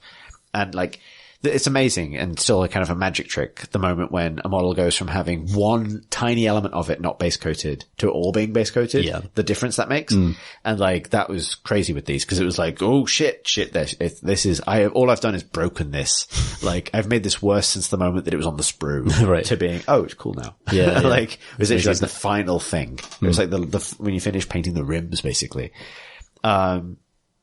But because of that was quite slow progress and not always very rewarding, which is a shame because the idea was to find a way of painting things fast. And I just managed to make them fast but stressful, which was like the sort of the opposite of trade-off. Yeah. Like, it's like, had I decided to spray them Mephiston red, shade them with Carabed crimson and dry brush them with a lighter red, I probably would have been happy with them faster, but it would have been normal bloodletters and I wanted to do something a little bit different. Yeah. And I had this idea of like, now I'm really happy with them because they tell the story that I wanted to tell, which is that, like, I've been doing these Khorne warriors for so long that have these flaming weapons that is licking, and I told you the story earlier, I'm telling you for the benefit of the podcast, but like, they have these flames licking up their weapons and things, and in my head, because all my chaos stuff is from the realm of metal, I always had this idea that these are smiths. Like, all of my Khorne warriors are sort of master craftsmen in a way.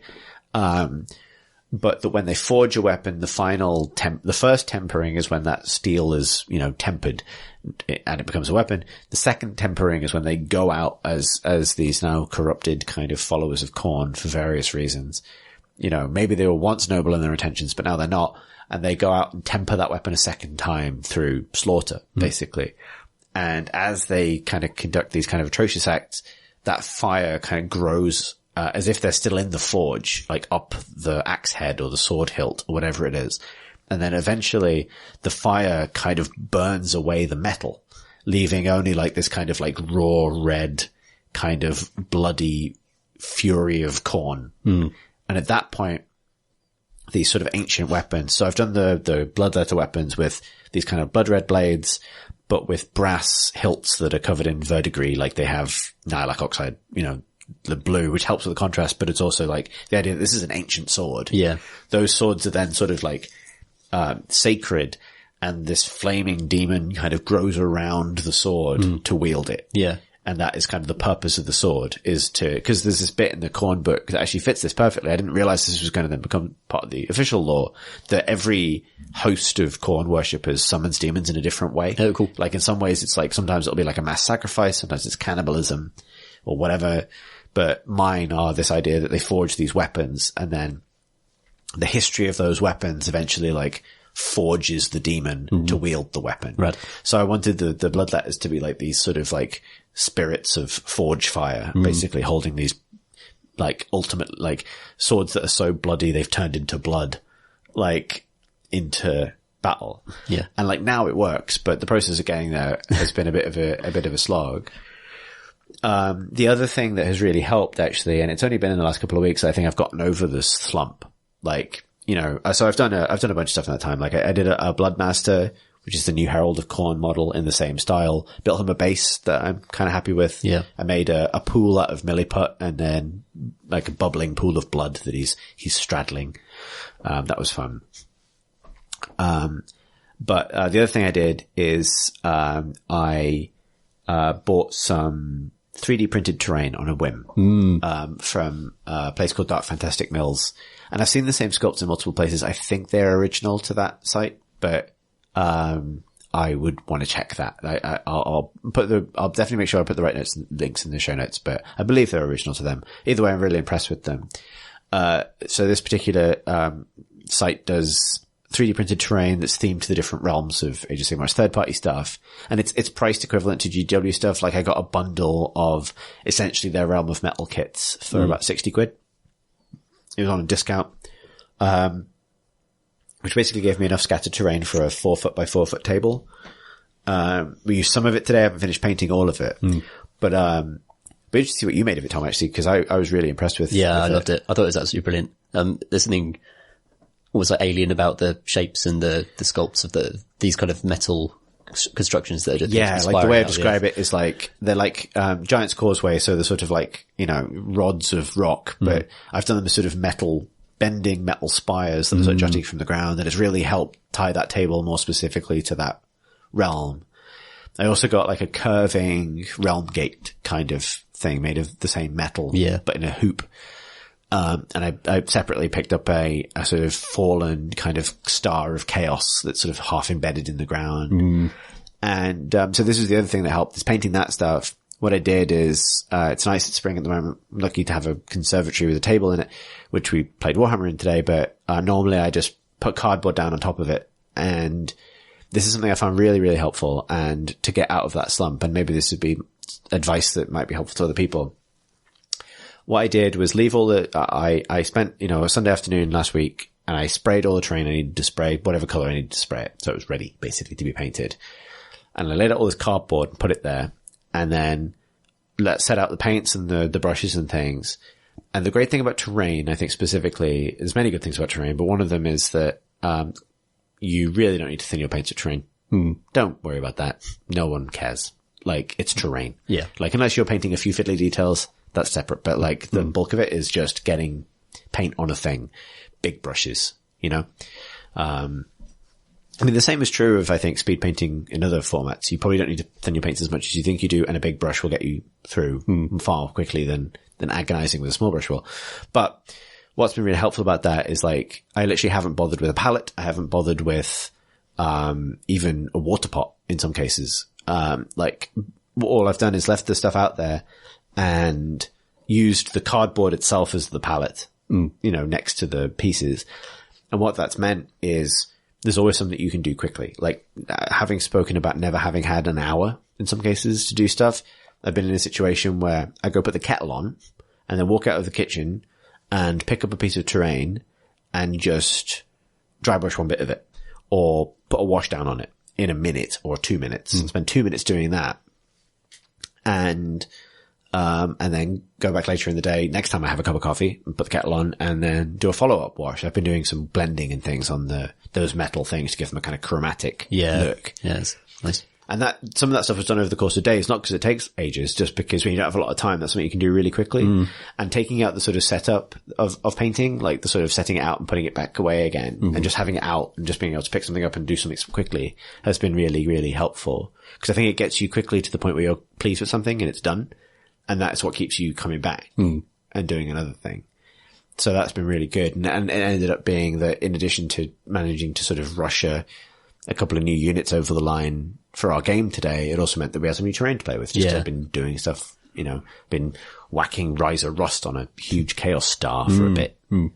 Yeah, I was really impressed with the 3D prints because there is a grain to them because the printers layer, it's almost like, a topograph, like a type of map, isn't it? The mapping thing, creating the contours of the thing. But actually, it just works really well as metal, and it doesn't detract at all from what the model's supposed to be.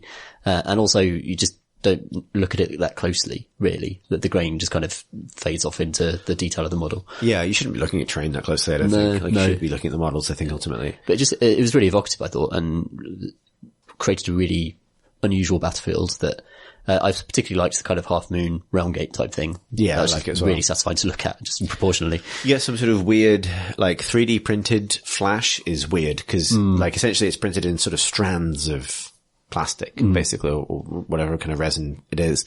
And when it goes wrong, it kind of almost, frays like cloth. Right.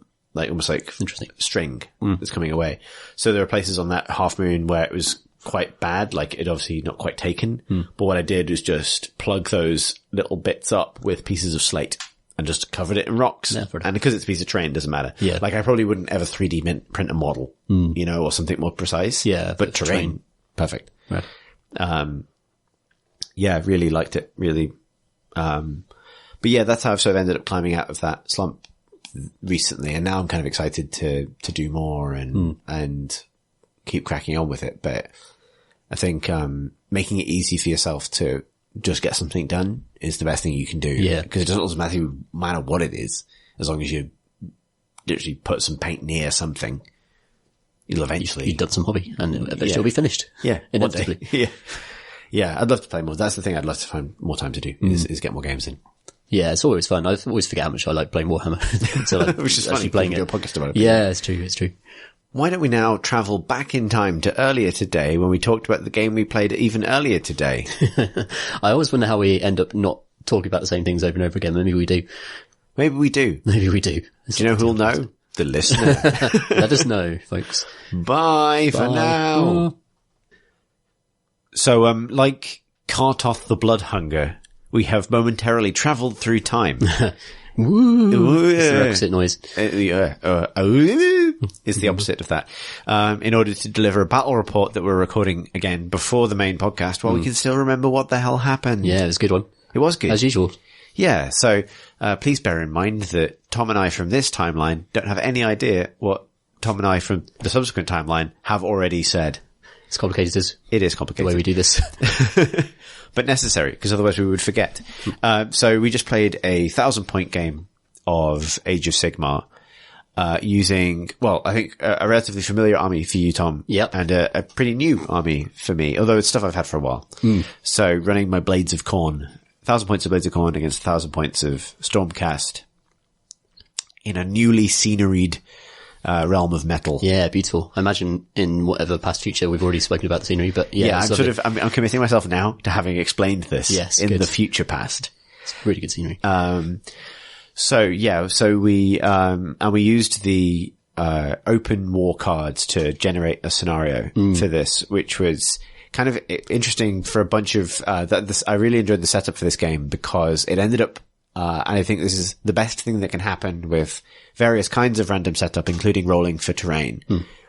It ended up telling the story for us. Yeah, definitely. In a really cool way. So I had an idea coming into this battle about what might be going on because, if people remember the battle report from earlier in the year or they attended the event we did in November last year, they know that at the end of the previous campaign, Tom, you won.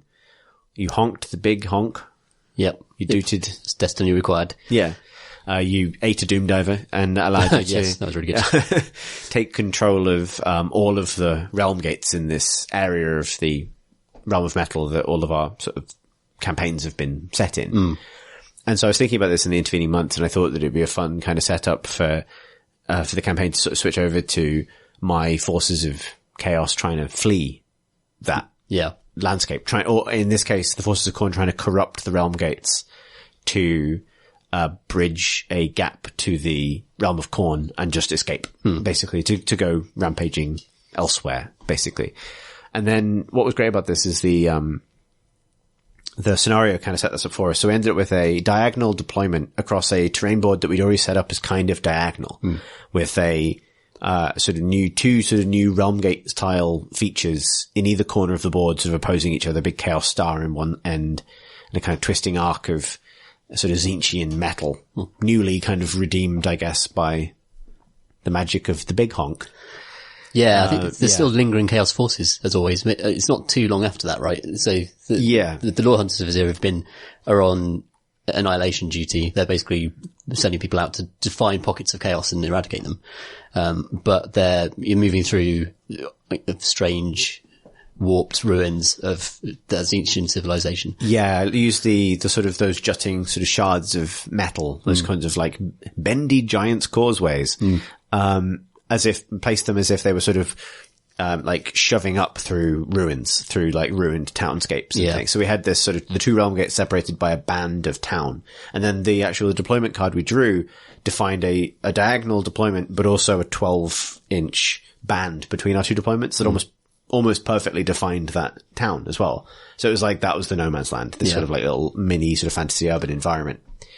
And then we got the, environmental factor, which was everybody's at -1 bravery. And initially it's like, why is everyone afraid? Like, it's Stormcast that don't fear very much and Khorne that also don't fear very much. And then we got this, objective, which was in the third round, 3 meteors come down that place sort of 3 randomly placed objectives across the board. And it's not points, it's just whoever controls the most of them at the end of round 5 wins the game. So that was the sort of the top setup. Yeah. And then in setting it up, the scenery rolls ended up being amazing. So the gate on your side, the realm gate on your side, became mystical, which gave 6-up invulnerable save nearby. So the sort of the bastion of order. Yeah, the light of Azir shining through this gate. Yeah. Inspires the Stormcast. And the gate on my side was inspiring, I guess, to me. But in which case it sort of offset the bravery penalty elsewhere on the board. And, as I've done it once before, I managed to roll Arcane for every single building in the little ruined townscape between those 2 points. Yeah. So we ended up with this band of magic ruins between these 2 points. And that was super cool because it immediately created this sense that, what we're wandering through is like a Zinchian ruin and no one's comfortable here. Right. The Stormcast aren't comfortable here and Khorne isn't comfortable here. Everyone hates wizards. So, I mean, you brought a wizard, but like that notwithstanding, it was sort of like this idea. I like this idea that this battle was 2 forces clashing in an environment that was sort of hostile to both of them. Yeah, definitely. For artifacts that they might need for different reasons, or, we didn't quite settle on why we were fighting over these points, but yeah, like that I really liked as a sort of atmospheric kind of opening. Yeah, I love the idea of our old campaign having a living aftermath almost that. Yeah. Still, Zinch is always there, right? Is always, under your feet. Yeah, he's waiting. He's saturated in the environment now because you won't stop exploding him. So yeah, before we get into the game itself, what was your force, Tom? What was your army? So I had 2 units of 5 Judicators who are my archers. They always do solid work. They're one of the best Stormcast units, I think. And I had a unit of 9 Sequitors because I haven't painted 10 Sequitors yet. But they had enough sort of grand maces to do some damage. And I had some Fulminators, who were also just there, shot cavalry, and they were led by, a Knight Incantor, just because I knew I'd be fighting Khorne and I had to have a wizard on there just to give Khorne something to, get really angry about. Yeah. Yeah. Also, I love, so your Knight Incantor is the one that came with that special magazine, I think? So it was a White Dwarf freebie, I think. It wasn't. It's a sort of getting started with Age of Sigmar. It is, you're right, yeah. Yeah. But that pose, like, I think he's elevating his hand to the heavens in a sort of, I don't know what his gesture's supposed to be. Well, what it is, if you look at his base, there's like pebbles rising off the ground. Oh, I see. So he's like summoning magical energy upwards around him. I see. However, you have to look quite closely to realise that's what he's actually doing. What it looks like he's doing is giving the finger. It does look a lot like that. Because he's got one hand risen and he has more than one finger raised. Yeah. But, obviously at a 28mm scale-ish and looking from above. Downwards. It just looks like he's giving you the finger across the board. And that is an immediately amazing thing to see. Yes. And especially when he's standing behind ranks of Stormcast, just like from the back, cowardly, Throwing the flip in the bed. Yeah. I'm a big golden wizard. What are you going to do about it, you giant red man? My Khorne army, was comprised of, 10 Blood Warriors, the ones I did ages ago, 3, mighty Skull Crushers, the shock cavalry of Khorne, the sort of metal rhino riding, beef men, 10 Bloodletters, firemen, which I imagine I will have already spoken about on this pod. And then for heroes, a Bloodmaster, the biggest of the firemen, aspiring Deathbringer, which is we used him in a skirmish game as well. Like, he's a model I really love, the sort of champion of Khorne. Awesome model. A Slaughter Priest, very staple Khorne unit now. Another great model. Very, very good. I have 2 of them, so, I will eventually use more than 1 because they're very good. To fill out points initially, because I didn't get quite as much done as I'd hoped to for this 1,000-point game, but actually it was a really fun model to have in the game.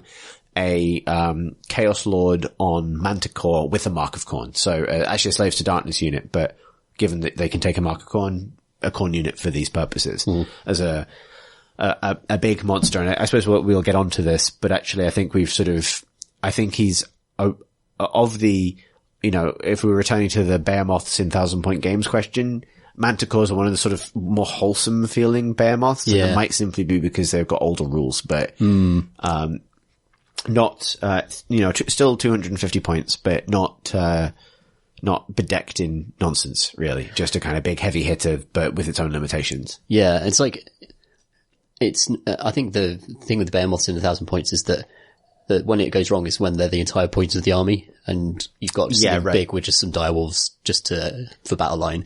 Whereas, the Manticore is just a tool in, a toolbox. What a tool. How dare you?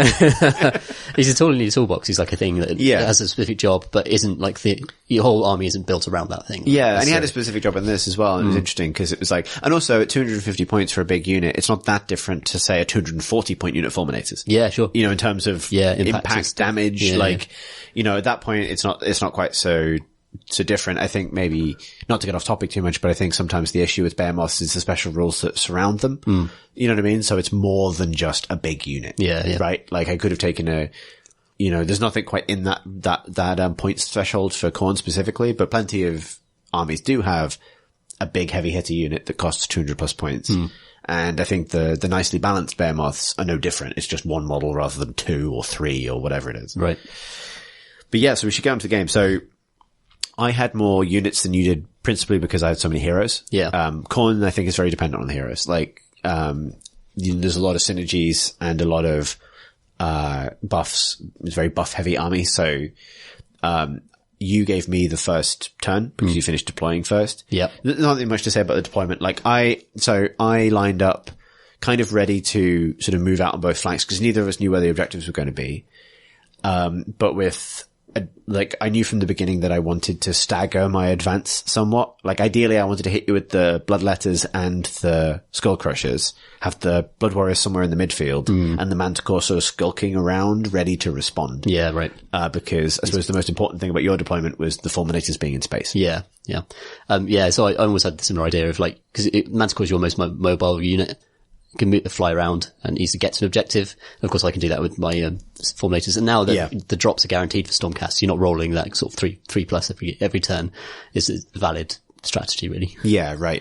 And it's interesting how those two things play off each other. Like, the Manticore, obviously, what area it's patrolling. If it's a stealth game, you know where the Manticore is. Yes. But it also has the freedom to move around. Whereas once the Fulminators are committed, that's kind of where they are. Yeah, and that dynamic is a really interesting one, I think. Like, the benefit of a mobile unit versus a deep striking unit. Yeah, the Fulminators, they're not slow. I think they're about 10-inch move or something, but they're not like the Manticore, they can't fly. Once they're bogged down in combat, they're going to lose a lot of their utility. Yeah, definitely. So my first time was in that eventful. I just moved up in the way that I described.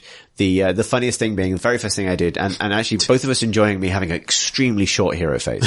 My hero phase was just, if I wanted to use any, blood tithe points, which, obviously there's nothing to gain. Yeah. No points at the start of the game. A few prayers. And then just saying a prayer to Khorne. And, in true tradition of me being able to just find a Perils of the Warp wherever there is one to be found, I just managed to immediately roll a 1. All I wanted to do was give the Manticore, actually on the first turn, +1 to hit, just in case you went for a cheeky early Fulminator. Yeah. Just make sure that he was ready to respond to that. Immediately rolled a 1, immediately took a mortal wound on the Slaughter Priest for no reason, really. It wouldn't make a great deal of odds in the long grand scheme of things, but it was like, well, I've done this. I think of the wilder stuff that happened around Magic and Prayers in this game were also a result of that Tzeentchian energy, residual energy. Yeah, I like the idea that he says, like, he does whatever sacrifice is necessary to beseech Khorne for power, to imbue his allies with power, and Khorne's just like, no, you went to Magic Town, you're not allowed pay the price. You pay the price. Or maybe he was reaching for what he thought was Khornate power, but it turned out to be Tzeentchian and he got burned suddenly. Like, ow, fuck. The energy shifted and suddenly it was this kind of... like a grinning bird face just appears. You're like, oh god, not again. Not again, damn it. Yeah, because what I do is definitely not magic. Right. What was kind of amazing immediately about this game, simply because of the different composition of armies, is how quick it went. That's true. Without a lot of special rules and hero phase stuff. So that is it for my first turn. I just moved up and hurt myself by asking Khorne for help. Right. Your first hero phase was marked by another amazing magical event. Yeah, so I was lined up. You should mention what spells you took, I guess. Yeah, that's true. So my archers were as far away from corners they could be while still shooting, understandably. I had and then I had like a line of sequitors in front of them to soak up charges, and then just behind the sequitors was my wizard, my Knight Incantor. And he's got a really good spell where he summons a sort of swirling vortex of Sigmarite energy that reduces charge and run rolls for opponents within a certain space, and also deals multiple wounds and stuff like that, which is really good against an army that needs to charge you. Like those charge rolls are so vital. Just taking one off is significant. So I think I rolled 11, I believe. You rolled an 11 to cast that. And I looked at you, because obviously Slaughter Priests get one unbind, because they do hate magic, and I guess they just shout, stop it! And that works. Yeah. And I just looked at you in the eyes and said, here's a 666, and then rolled a 666. Yeah. It's one of those moments. And that was Khorne saying like, no magic for anybody. Yeah. No magic for anybody. So shut this down. It was kind of immediately like it was that sort of priest's extremely hot and cold start to the game. Right, like, can I have my spell? No. Can he have his spell? No. But my roll was so good that again, I think it was, Tzeentch, that magical presence, he was able to use that to boost his rolls. Everyone's sort of being warped and changed as they enter this environment. Yeah. And then, so you did you do a bunch of shooting that turn? Did a bunch of shooting. I just 3 bloodletters or something. Chipped off some bloodletters. Got a blood warrior, I think. That's it, really. Yeah, then I won the roll off for round 2, which meant that which is good because I didn't really want to take 2 rounds of shooting for nothing. You'd hidden your heroes though, which was good. Yeah, well, I don't think they were hidden, but they were all in near units. I was playing a sort of game of a lookout sir relay. Right. So it was like whatever units people could keep up with. Like initially the sort of priest was behind the skull crushers, but I knew that if I won the next turn, he wouldn't be able to stay there because the skull crushers are going in. Yeah. So I tried to, I was kind of pleased with my positioning in this game actually. So it was like, I wanted to give heroes jumping off points. So if they have to leave the unit they're with behind, they can easily get to a different one. Yeah, right. So that's what happened on my next turn. Prayer failed again, but it was on a 2, so I didn't take any damage for it. Yeah. And then the charge ranges were still pretty far out. Like a lot of sort of foot slugging Khorne stuff's quite slow. Like Blood Warriors are only movement 5, Blood Letters are only movement 5. So, I was sort of 18 inches away, so just out of possible charge range. So it was still a case of sort of running. But I knew obviously I could get Skull Crushers in. So I moved the Skull Crushers up, and they were in a position where on a good charge roll, they could get into the Judicators at the back, which is where I wanted them really. And on a medium to bad charge roll, they could get into the Sequitors, where I knew they would probably stay until they died. Because Sequitors, but because, that was the sort of trade-off. It's still worth it, because it just means the Sequitors are doing this, I guess, for 3 turns. Yeah. But that did mean that I could sort of then relay the Slaughter Priest into the Bloodletters to maintain his protection. And also kind of, I guess the army became sort of, from a unified front became the Skull Crushers just charging ahead and then 2 quite chunky flanks. Basically, the Manticore, Chaos, when they take the Mark of Khorne, Chaos Swords on Manticores gain a 6-inch pile-in, which is a pretty cool thing to have because it's not like pile-ins are a weird move in some ways, but what it allows me to do is screen against Fulminators in an interesting way. Right. Not just trying to limit where they can deploy, but it means if they deploy somewhere I can't control and charge, say, my Blood Warriors or the Deathbringer, then as long as I keep the Manticore within 6 inches of the reasonable angles, it means that they might get that charge and they might kill that person, but the Manticore can then just jump on them wherever they go. Yeah. Which I really enjoyed as a sort of movement challenge. So that was a fun one. And yeah, set that up. Then got a sort of mediocre charge on the Skull Crushers. They went to the Sequitors. And the Sequitors were huddled around your Realm Gate, which gave you the 6-up invulnerable save. Yeah, really which, along with channeling power to shields, which is the most metal thing. Like, there's a lot of things that are very metal about this, like lightning arrows thunking into fire dudes and men riding metal rhinos crashing into magic wizard shields. Yeah. But, that coupled with the giant kind of arc gate protecting the Sequitors was a very metal moment. Nonetheless, long story short, nothing happened. Pretty much.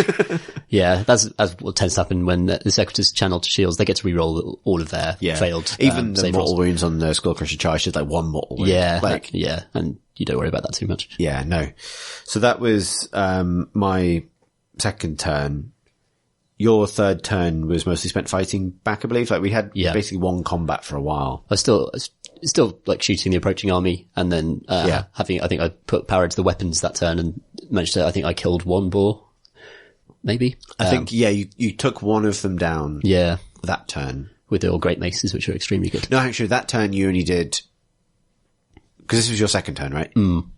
Yes, it was your second turn. So, no, this time I think you only took 3 wounds off 1 of them. Fair enough. Like it took, it wasn't, because they got 5 wounds each, like they're pretty tough. They're quite tough. And a decent armor save for Khorne. Yeah, 3 up. So, then I won the roll-off again, which was good, because we kept alternating, which was good for me, I think, overall. Yeah, I think it's fairly neutral. No, hang on. No, did I? No, I didn't. I got a double turn at some point. You got a double turn. This was your double turn. Yeah. So I remember this because also at this point that the meteors came down because this was the beginning of the 3rd round. Yeah. Right? Yeah. I think with the double turn I managed to shoot off almost all of the, demons. Yeah. And there was only 1 left. So for that unit of 10, managed to get them down. You'd spent a turn. Oh yeah, that's the thing we probably missed is you did spend a turn shooting at the Slaughter Priest. Yeah. Like, that's why right. why did you make that decision to spend a, that's both units as well? Because, D6 mortal wounds is the worst thing to happen to Stormcast. Yeah. Basically. And as soon as he gets in range, it's like on a 3+ it happens. 4 up. 4 up. So I just didn't want that going into the Sequitors, or into Mahira or anything like that. Yeah. So it felt like that was the most danger because I felt like the Sequitors could take the demons and the boars in combat basically. So I wasn't too worried about that, but I wanted to kill the hero to get rid of that damage spike. It was interesting, like, cause I, obviously, the Slaughter Priest is an extremely useful unit for me because I'm very dependent on buffs and, like, so I had given him, Killing Frenzy, I think, which is the prayer that gives you +1 to attack. But at the same time, I knew it was going to become a numbers game. So I was almost happy to not lose the numbers. Yeah, right. If that makes sense. Yeah. Like, particularly before we knew where the, I didn't even lose the Slaughter Priest to the shooting. It managed to sort of crawl away on, like, 2 health, I think. 1 health. No, it's 2, I think. And what was sort of interesting about that is, like, I knew I wasn't going to kill the Sequitors. But all I wanted was to prevent them from leaving the corner. Right. It's like, I just wanted to keep them there. Yeah. Basically. Yeah. And so, when across your double turn, like sometimes double turns can feel really brutal. That one I felt a little more okay with. And it was an interesting thing. I think because neither of our armies were like really extreme in any particular regard. Yeah, true. It meant that there's no like, a double turn didn't have this huge swinging effect. You know, I didn't feel completely out of it after you got that double turn and kill, even because you did kill loads of bloodletters, like almost you did wipe out the unit. Yeah, and I think Judicators are quite nicely balanced actually, because they're really good, but I don't think they ruin a game in a way that some sort of ballista drop lists can, you know what I mean? Like, Yeah. you can really game a Stormcast shooting list if you want to. But I think I do like the original, and considering that the very first book, adjudicators are in there, and there's still this solid, relevant, and they work really well in the game, and they're not too strong, but there's something your opponent has to think about. So I just thought, I sort of admired the list writing of that. Whereas Secretors, I think, are perhaps a bit too strong, based on what they do. I think they are, but I think, like, you know, I think the thing that's helped me understand why Age of Sigmar is a cool game, and a game I want to play more of, is it is an objective game at the end of the day, and they are slow. And so I was obviously, you had made a big commitment points-wise to that block. And I sort of realized that if I can spend less to stop it moving than you spent to have it there, then that's worthwhile. That is worthwhile to me. So, like, the Skullcrusher's only job was to, you know, stand there. And actually, I think it was on the second half of your double turn that you got a really hot damage roll and just killed the shit out of some Skullcrushers. Despite all of the sort of buff work I could possibly do to make them fighty. Like, I think that's probably the part of the battle we've glossed slightly, is like, you know, I did manage to get the Bloodmaster, the Herald, into combat with the Secretors. And that was actually a double value, because, that was a really interesting exchange, actually, because, so I'd given, the Bloodmaster a relic, just because I love the name, Kartoth the Bloodhunger, which is a time-traveling corn sword. Really cool. Basically what it means is, it's a sword that's so angry about wizards that, it cuts time itself. And so what it means is, at the start of the combat phase, you roll a dice for that hero, and on a 4-up, they fight immediately. And my intent had been to combo this with the Bloodmaster's innate ability, which is that after they fight, another unit of Bloodletters nearby also fights. So if they were all together, then they all fight together. In this case, we ended up in a situation where the Bloodmaster made it into combat and the Bloodletters failed their charge, even despite a reroll. But actually, like, over the course of that double turn, the fact that in a double turn, I still have this mechanic where I can potentially fight first, even though it's your combat phase on your double turn, actually helped a lot, because it meant that 80-point hero stuck around in combat, killing Secretors and stopping you from doing other things. Yeah, definitely. There's definitely a round where they were only in combat with him. Yeah. And so they couldn't move away. They had to move in and deal with it, as you would have to if a flaming, time-traveling demon of corn was nearby. But he's only 80 points. That's really nice, because he can also, his ability translates to other demons as well, doesn't it, nearby? So yes. No, not that one. Right. So that allows him to fight first. But then the rule is, after he fights, you pick another unit with the Bloodletter keyword. Right. And they also fight. So there's a few units that affect, including Skull Cannons, Blood Crushers, Bloodletters, other Bloodmasters, but like, you can use it to set up these combos. Yeah, nice. The ability to skip order like that in AOS is really strong, especially if you can get like a double activation at the start of combat. It's interesting, because that stuff is coming into the game in a much bigger way. Like, I don't know if we will have talked about this in the future past, but, thanks, Kartoth the Bloodhunger.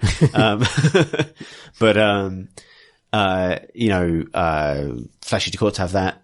Slanesh has that, and the question is the difficulty of getting it. Like, in a corn list, there are a few things that do it, but this is a 4-up, and it's sort of a conditional kind of position. Oh yeah, sure. And also there's a lot of maneuvering and keeping groups together in order to make it happen. So you have to aim for that effect and maneuver properly to get it off, which is great. Yeah, I think it's probably a bit of a bad feeling. And like, I'll say Ideneth, they get it on their 3rd turn. Right, so you plan around that. I think it can be a bit of a bad feeling if you get it all the time.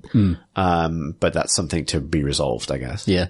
Well, I certainly didn't feel like it was unfair at all. It was just a really interesting, it's a cool way to manipulate the rule set by changing, because I played Blackstone Fortress as well recently, and changing initiative order for who goes where is actually really important in that game as well. And that's actually, I like games that kind of pick that up as a thing that you can manipulate a little bit. Yeah, right. Which is very cool. I don't know if, I will commit now to not having said this if we talk about the Khorne book, but, there's a great battalion for Khorne, which is 3 Bloodthirsters. Oh, well. And the idea is they are not friends at all. They are competing with each other. Oh, cool. They're having a bit of a Gimli Legolas thing. Yeah. So the idea is, in the combat phase, after one of them attacks, if that one wipes out a unit, one of the other ones gets to attack immediately. Right, if that one wipes a unit, the next one gets to go as well. Blimey, yeah. And if they can keep chaining it, they all go before anyone else gets to go. That's hilarious. Which is great. And it's but if one of them fails, then the other one's like, I don't have to try very hard. Trying to keep up. Yeah. Yeah. That's fantastic.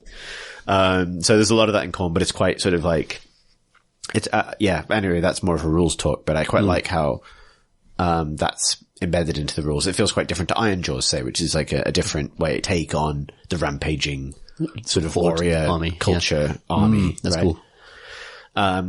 So where were we? So that was your turns 2 and 3.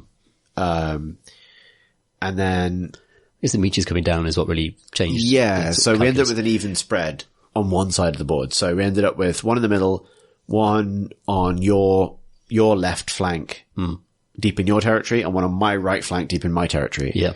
And because of the way I'd positioned, I was in a good position on my third turn to grab the center one and the one in my territory and continue to kind of just be a nuisance in your territory. Yeah. I guess. But it was going into your, fourth turn, I believe, that we had a really interesting change of fortune in some ways because, my Deathbringer had been taken down to 1 wound by shooting and arcane bolts, having sort of run around in the middle of the board, not fighting anybody. And by this point, the heroic Bloodmaster with Cast Off the Bloodhunger was also down to 1 wound. And I'd lost some more units and the rest of it. At which point you got off you finally got a spell off. Yeah, happens. Yay. I got the Whirlwind off, which was, felt awesome because it does 1 mortal wound and 2 of your heroes, I think, were on 1 mortal wound. So Your general you killed was 160 points of heroes with that one spell. with that one spell, and then put this like protection bubble that would minimize the movement of any Khorne coming close and trying to charge. Yeah. But of course that gave me 2 blood tithe points, which put me up to 4. Yeah. Which is a unit of 10 bloodletters, which I had just lost. And it was rapidly becoming a numbers game. At the same time, your fulminators came down and did make their charge, 9-inch charge, Yes. into the Slaughter Priest. So they not the most elegant charge. There was some poking heads through doorways. Yeah, they actually had to fit a very large dragon horse through quite a small opening, and then viciously savage a hero that's mortally wounded already. But they still managed to do it. So it was roll of a 9, which is pretty lucky. But I could have potentially re-rolled it, I think, with the command points. No, you didn't have a hero nearby. Oh, of course, yeah. So that was just really lucky to actually get that charge off and get in there. But it meant that they easily ate that hero and then tagged that point in the center of the board. But there are only 2 models. So, and to tag a point, it's about how many models are within 6 inches of it. So, Yeah. that is a game about bodies at this point. And that turn you had like a really interesting choice to make about what you like. I enjoyed this game partly because we were both very open-handed about what was possible. Right. Like I was partly, I was still learning Khorne. So, but I have no problem talking out loud about how summoning works. Right. And what I can do and where I can do it.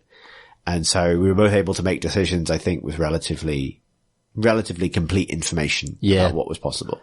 So there's 2 things. So there's only 1 hero left, which was the Manticore. which is the Manticore, and you have to summon within 12 inches of the Manticore. It has to be 9 inches away from enemy units. And suddenly it became this spacing game of where can I put the units to make this as complicated as possible? Because you could have, Stormcast don't have many people. This is an elite army for that reason. Like you rolling them in units of 5 or 10, you don't get many. So in bodies, scenarios, they have to work quite hard to screen off areas and stuff like that. So I just sort of moved my archers up and my secretors up, and tried to make the movement for the Manticore as awkward as possible. Yeah. But I doubled down on the point in my territory and basically ensured that the contest would be for the central point where my fulminators were. So at that point it became a kind of interesting race. Yeah, right. Like you made the decision not to charge the Manticore with like the Judicators or something. I did think about it, and it might have been the right play, because you can retreat and summon though, right? Yes. It's just the end of my movement phase. So you could have retreat, run, and then summoned anyway. So I wonder if, it's hard to pin a flying monster that they can get away. So they could have charged, but I don't think they did pin you very effectively.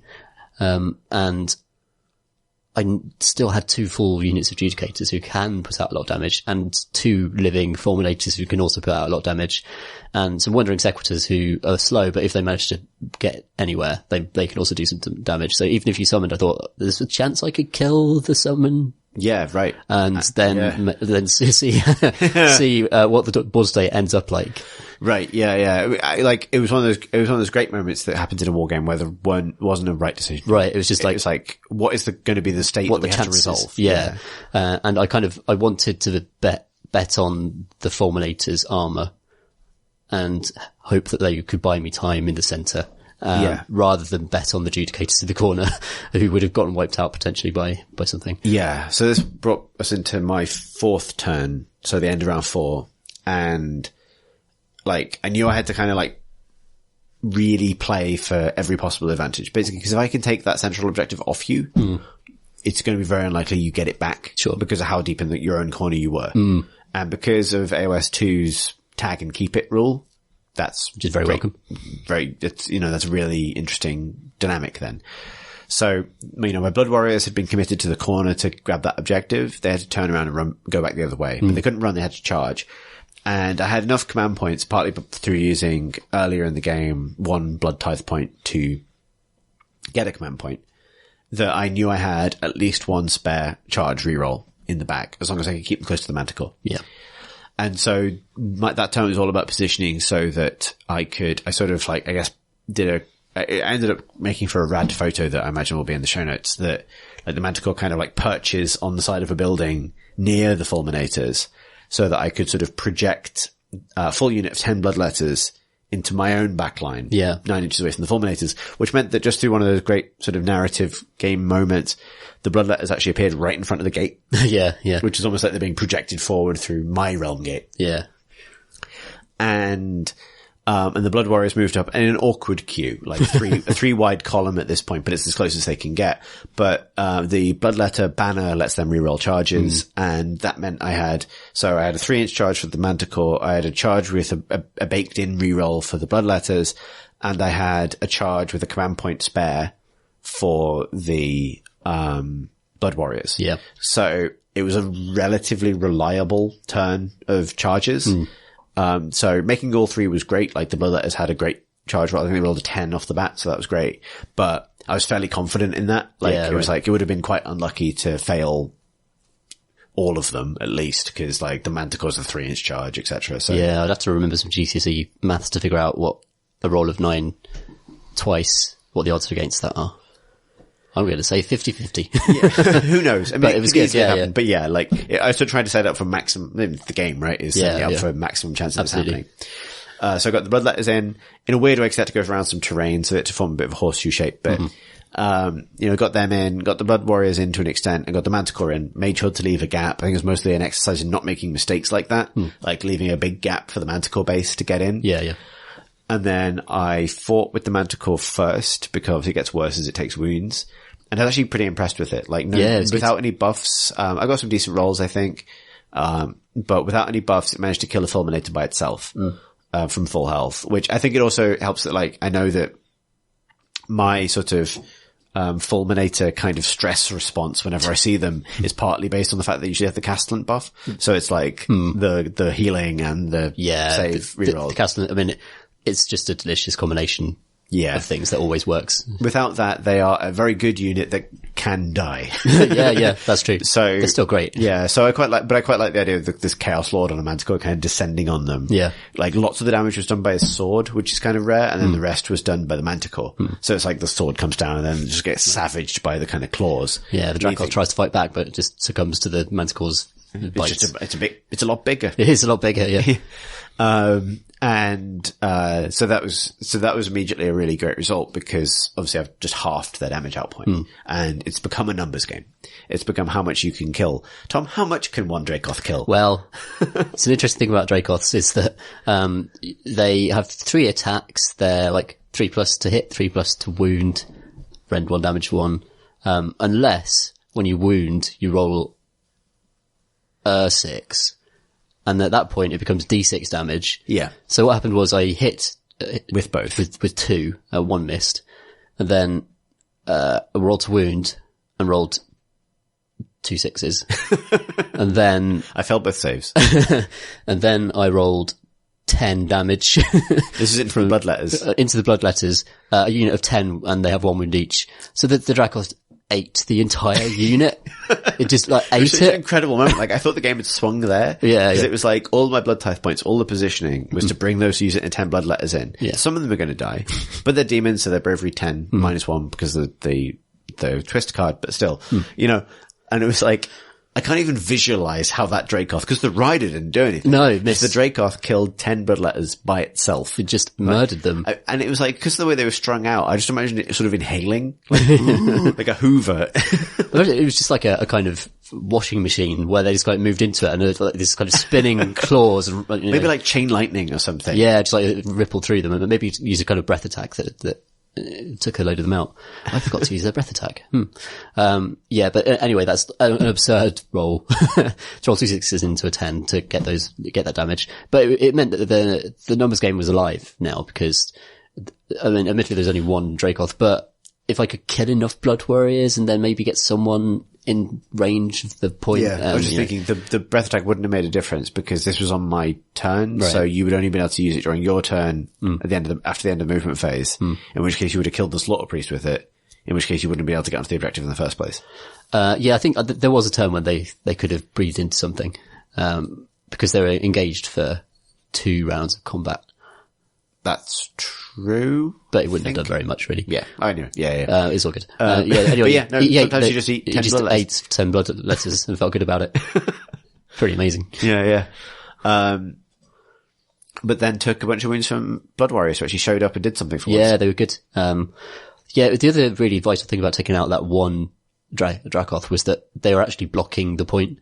Yeah. So, when you were able to pile in with the Blood Warriors, you were able to slide around the Dracoth and get close to the point. Yeah. Whereas previously, if that other Dracoth had held on, you wouldn't have been within 6 inches with many of your warriors. Not if that any. turn, no. Yeah. But then, and that would have been a game changer because then my shooting could have thinned out the unit and reduced your ability to kill formulators. So it was a really interesting swing point in the game. And even though the Dracoth did eat those 10, you were still in like a good position. Yeah, I think so. We can probably like to some extent skip to the end here and say that like it was at this point that the game state was probably quite fixed. Yeah, but we say so. realized it a little bit later, if that makes sense. Yeah, so definitely. it's like, you know, we ended up in a position here where obviously a fulminator is hard to shift, but well, the key thing was because you got like you then got the first turn of round 5, so the last round of the game. Yeah. And you got like a run roll of a 6 Yeah, for the maximum. Secretors, which is as far as they could possibly go, only to discover that as far as they possibly could go was an inch out of the control range. It for the was, central objective. yeah. It was so close. And, the wizard also got a really good run roll and was again, just like 1 inch away. So those 5 models, had they been just ever so slightly closer, if I'd have pushed them up a bit earlier, then they might have stood a chance. But, the way it was, they didn't stand a chance, turned out. Yeah, at which point, like, you know, there was some shooting into the Blood Warriors. The Dracoth tried to eat some people, like, but it didn't actually fully matter at that point. No. Because you'd have to wipe out the Blood Warriors and kill the Lord on Manticore, who has 12 wounds still. Right. So it was going to be difficult. In order to, because the key thing is, and this is the interesting rules change, at the end of my turn, because I now had more people within 6 inches of the objective, I take over. Yeah.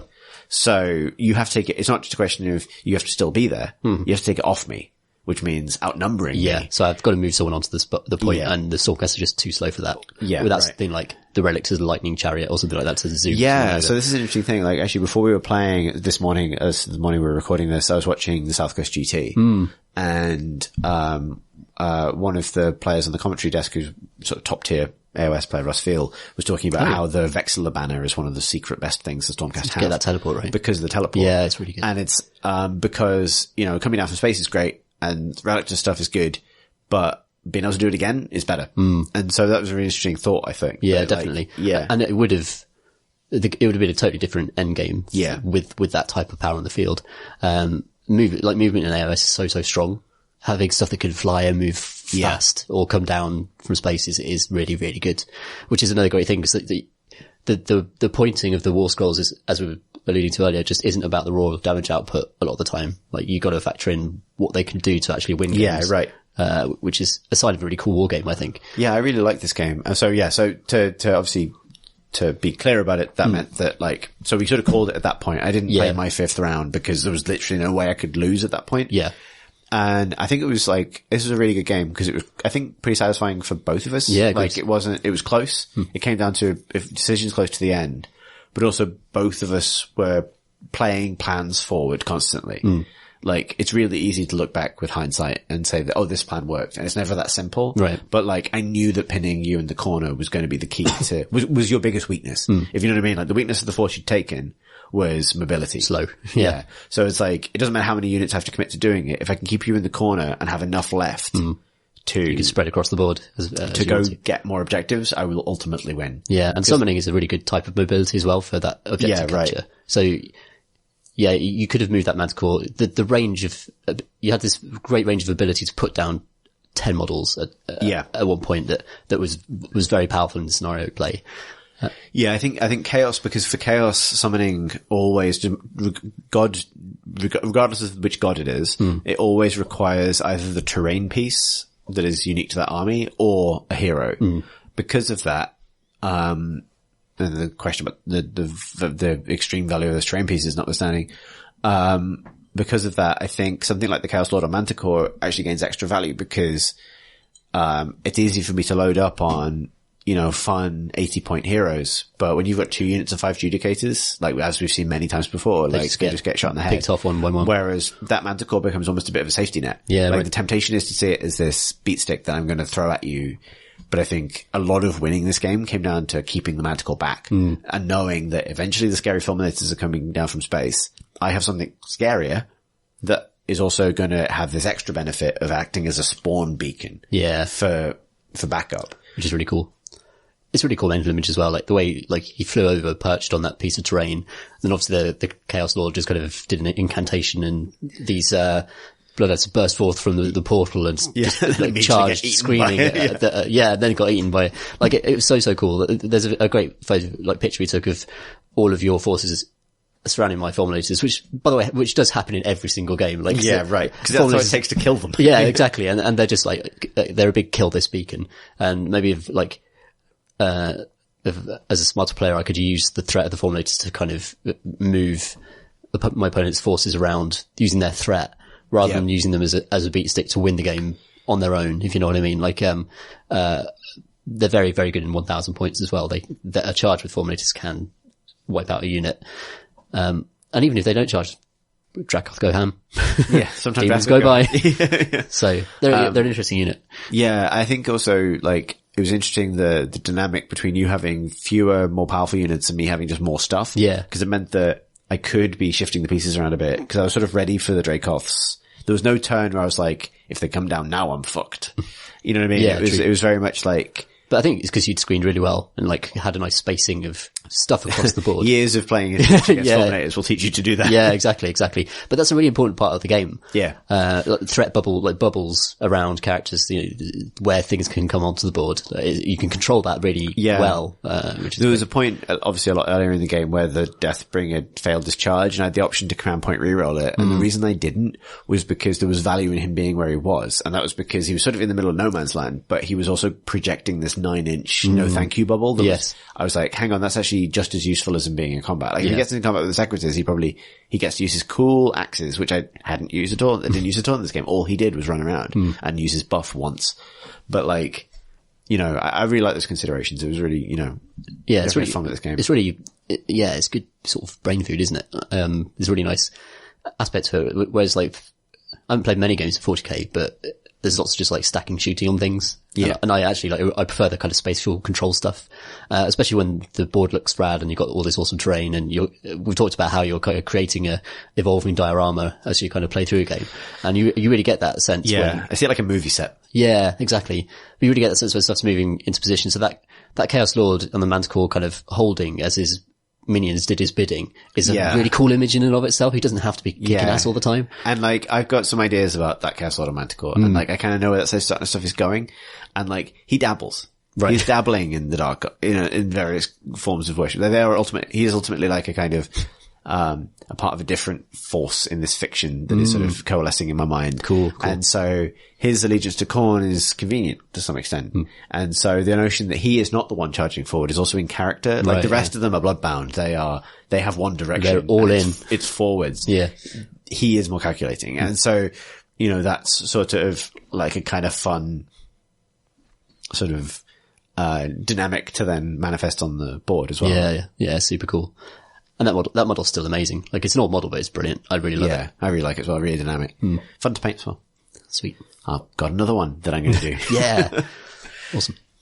Oh, and we're back now in the present. We are. Thanks, past Tom and Chris. What a fun game that was. It was a really good game. We can talk about it now as if it has happened. Because it has happened now. Mm-hmm. Yep, we had fun. But do you know what's fun? Questions are fun. Yes.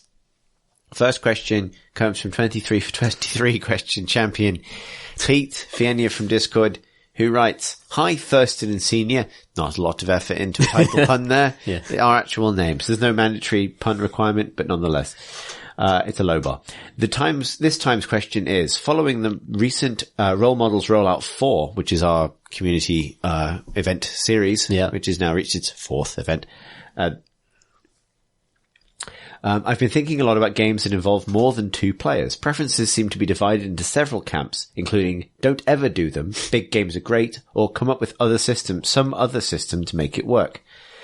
At our meetup, lovely Discord user Drew came up with a system that let games bordering each other transmit effects across games, but I've also had fun with traditional Apocalypse style, just a really big game with lots of players on a big board. Is there some kind of solution to this, or is this going to be a perennially divisive thing? Love the pod, always. Pete/Fienia from Discord. So there is a 40k rule set, right, that lets you play. Is that Apocalypse what he's referring? Yeah, there's also an AOS one, Triumph and Treachery, which is the same thing. I'd say, like, I kind of can see both sides on this. Like, this is literally why I wanted to try and set up the narrative game at the Minis Monthly Live last year as like 20 or like however many, 11 individual, 23 players, like 11 and a half individual games of Sigmar. Like, personally, my problem with a multiplayer game is it's really easy for it to become, for one person to end up out of contention very early. And that number increases as you add players. So, and that can be good and it cannot be good. Like, when we were in Cardiff in November, we played that big sort of multiplayer game of Adeptus Titanicus. That was really fun because everyone was just hanging out and chatting, and occasionally Pete would tap me on the shoulder and say, "It's your turn to make a Titan related decision." And I'd go, I'll go this way, I suppose. Yeah. Like, and that's fine. But like, in a more engaged, not that it was a really engaging game, but in a less sort of casual setting, or when you're actually kind of in for a game, it can be really easy to be the person who just takes loads of damage early and you don't get to do anything for the rest of the game. You know? Turns can take a long time as well. And like, turns can take a long time one-on-one. Yeah, right. But going around 4 people, especially if you're playing Khorne, it's like, well, I'll push all this forward. And that took me 5 minutes. And then, you got to wait like 45 minutes until you get to do the next thing. So it's almost, in game systems that are very turn-based, like AOS tends to be, apart from combat. Yeah. Then everyone's like not very involved personally. They just have to observe for a long time. Right. It's like, imagine that paying attention and being engaged during someone else's turn takes a certain amount of effort. And you replenish that energy bar during your own turn when it's about you. Yeah. It's different. You know what I mean? In a 2-player game, it evens out consistently. And it's consistently exciting because everything is always important. Actually, no, in a 2-player game, it's perfect because you are always the center of attention. Yeah. You know what I mean? So your opponent is either reacting things reacts to what you're doing all the time. Yes. Yeah. You are always being engaged with one way or another. In a 4-player game, that is less so. There's going to be a turn where your opponent in this corner is dealing with your opponent in that corner, and it's not relevant to you. And that's, maybe, a personal thing. Like, you just need to step up at that point and pay attention and be interested and find out why it's fun. But at the same time, I don't blame people for getting bored, right? My favorite type of multiplayer game is doubles. I think doubles works very well. Doubles is great. Because you're conferring all the time, you're making plans with each other. Yeah. But you're also in control of your little bit. And, it still has the dynamic of a 1v1 game in the sense that you're moving your models and your opponents. When we did the Minis Monthly thing, so I was really keen that we had that set of tables, which is like all order and one death on one side and all Iron Jaws on the other. Yeah. Or destruction at least. That was the keep, yeah. You know, the Siege of the Stormkeep. But I was kind of keen that be 4 1-on-1 games rather than 1 4-on-4 game, because it means this camaraderie down one side of the row of tables. Yeah. But everyone feels responsible for their own bit, and no one, you know, oh, I've been completely overwhelmed, or, oh, I'm not important because this person's just handling it. They're carrying us. You know what I mean? Like, there's none of that. It's just, so yeah, I suppose the answer to the question is I'm actually quite down on multiplayer games generally. Like, I suppose, I mean, they can absolutely be made to work, but I just feel like in terms of like, I don't know, engagement over time, 1-on-1 is really hard to beat. Yeah. It just occurs to me that you wouldn't want to enforce doubles on strangers, because actually working alongside someone you don't know is almost harder than playing against someone you don't know. Right. Yeah. So actually there's almost like more of a stress factor and more of a power struggle within a team than there would be.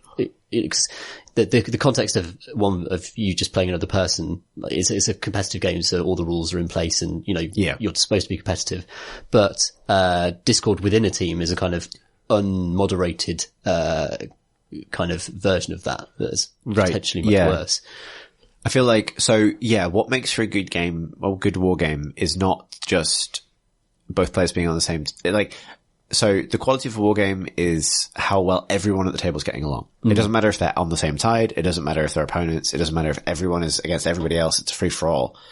And so the more players you add, the greater the chance that someone is out of sync, either in terms of expectation or level of experience or attitude or whatever it is. And that might not be anyone's fault. It's just the way it is. Yeah. And so, you know, like, that's why we were sat there at the start of the November thing with a spreadsheet, like trying to match things up and like, you know, and make sure things worked. Like actually, you know, Pete, writer of this question, I knew he would be a great pick for the person who ended up getting 2v1'd because really good support. You know what I mean? Yeah. And that was a fun scenario. So it was like, I feel like people don't speak enough about the personal level of arranging a good war game. You know what I mean? Yeah, like attitude matters and it makes a huge difference. And so multiplayer games can absolutely be great. Like I think a big multiplayer game where everyone's on the same page about what's going to happen and what's expected could actually be brilliant. But it is exponentially harder to arrange for complementary attitudes as it is to arrange two complementary attitudes. Yeah, that's true. So if I was running an event for strangers, I don't know if I would ever do it just because it's so much harder to get right.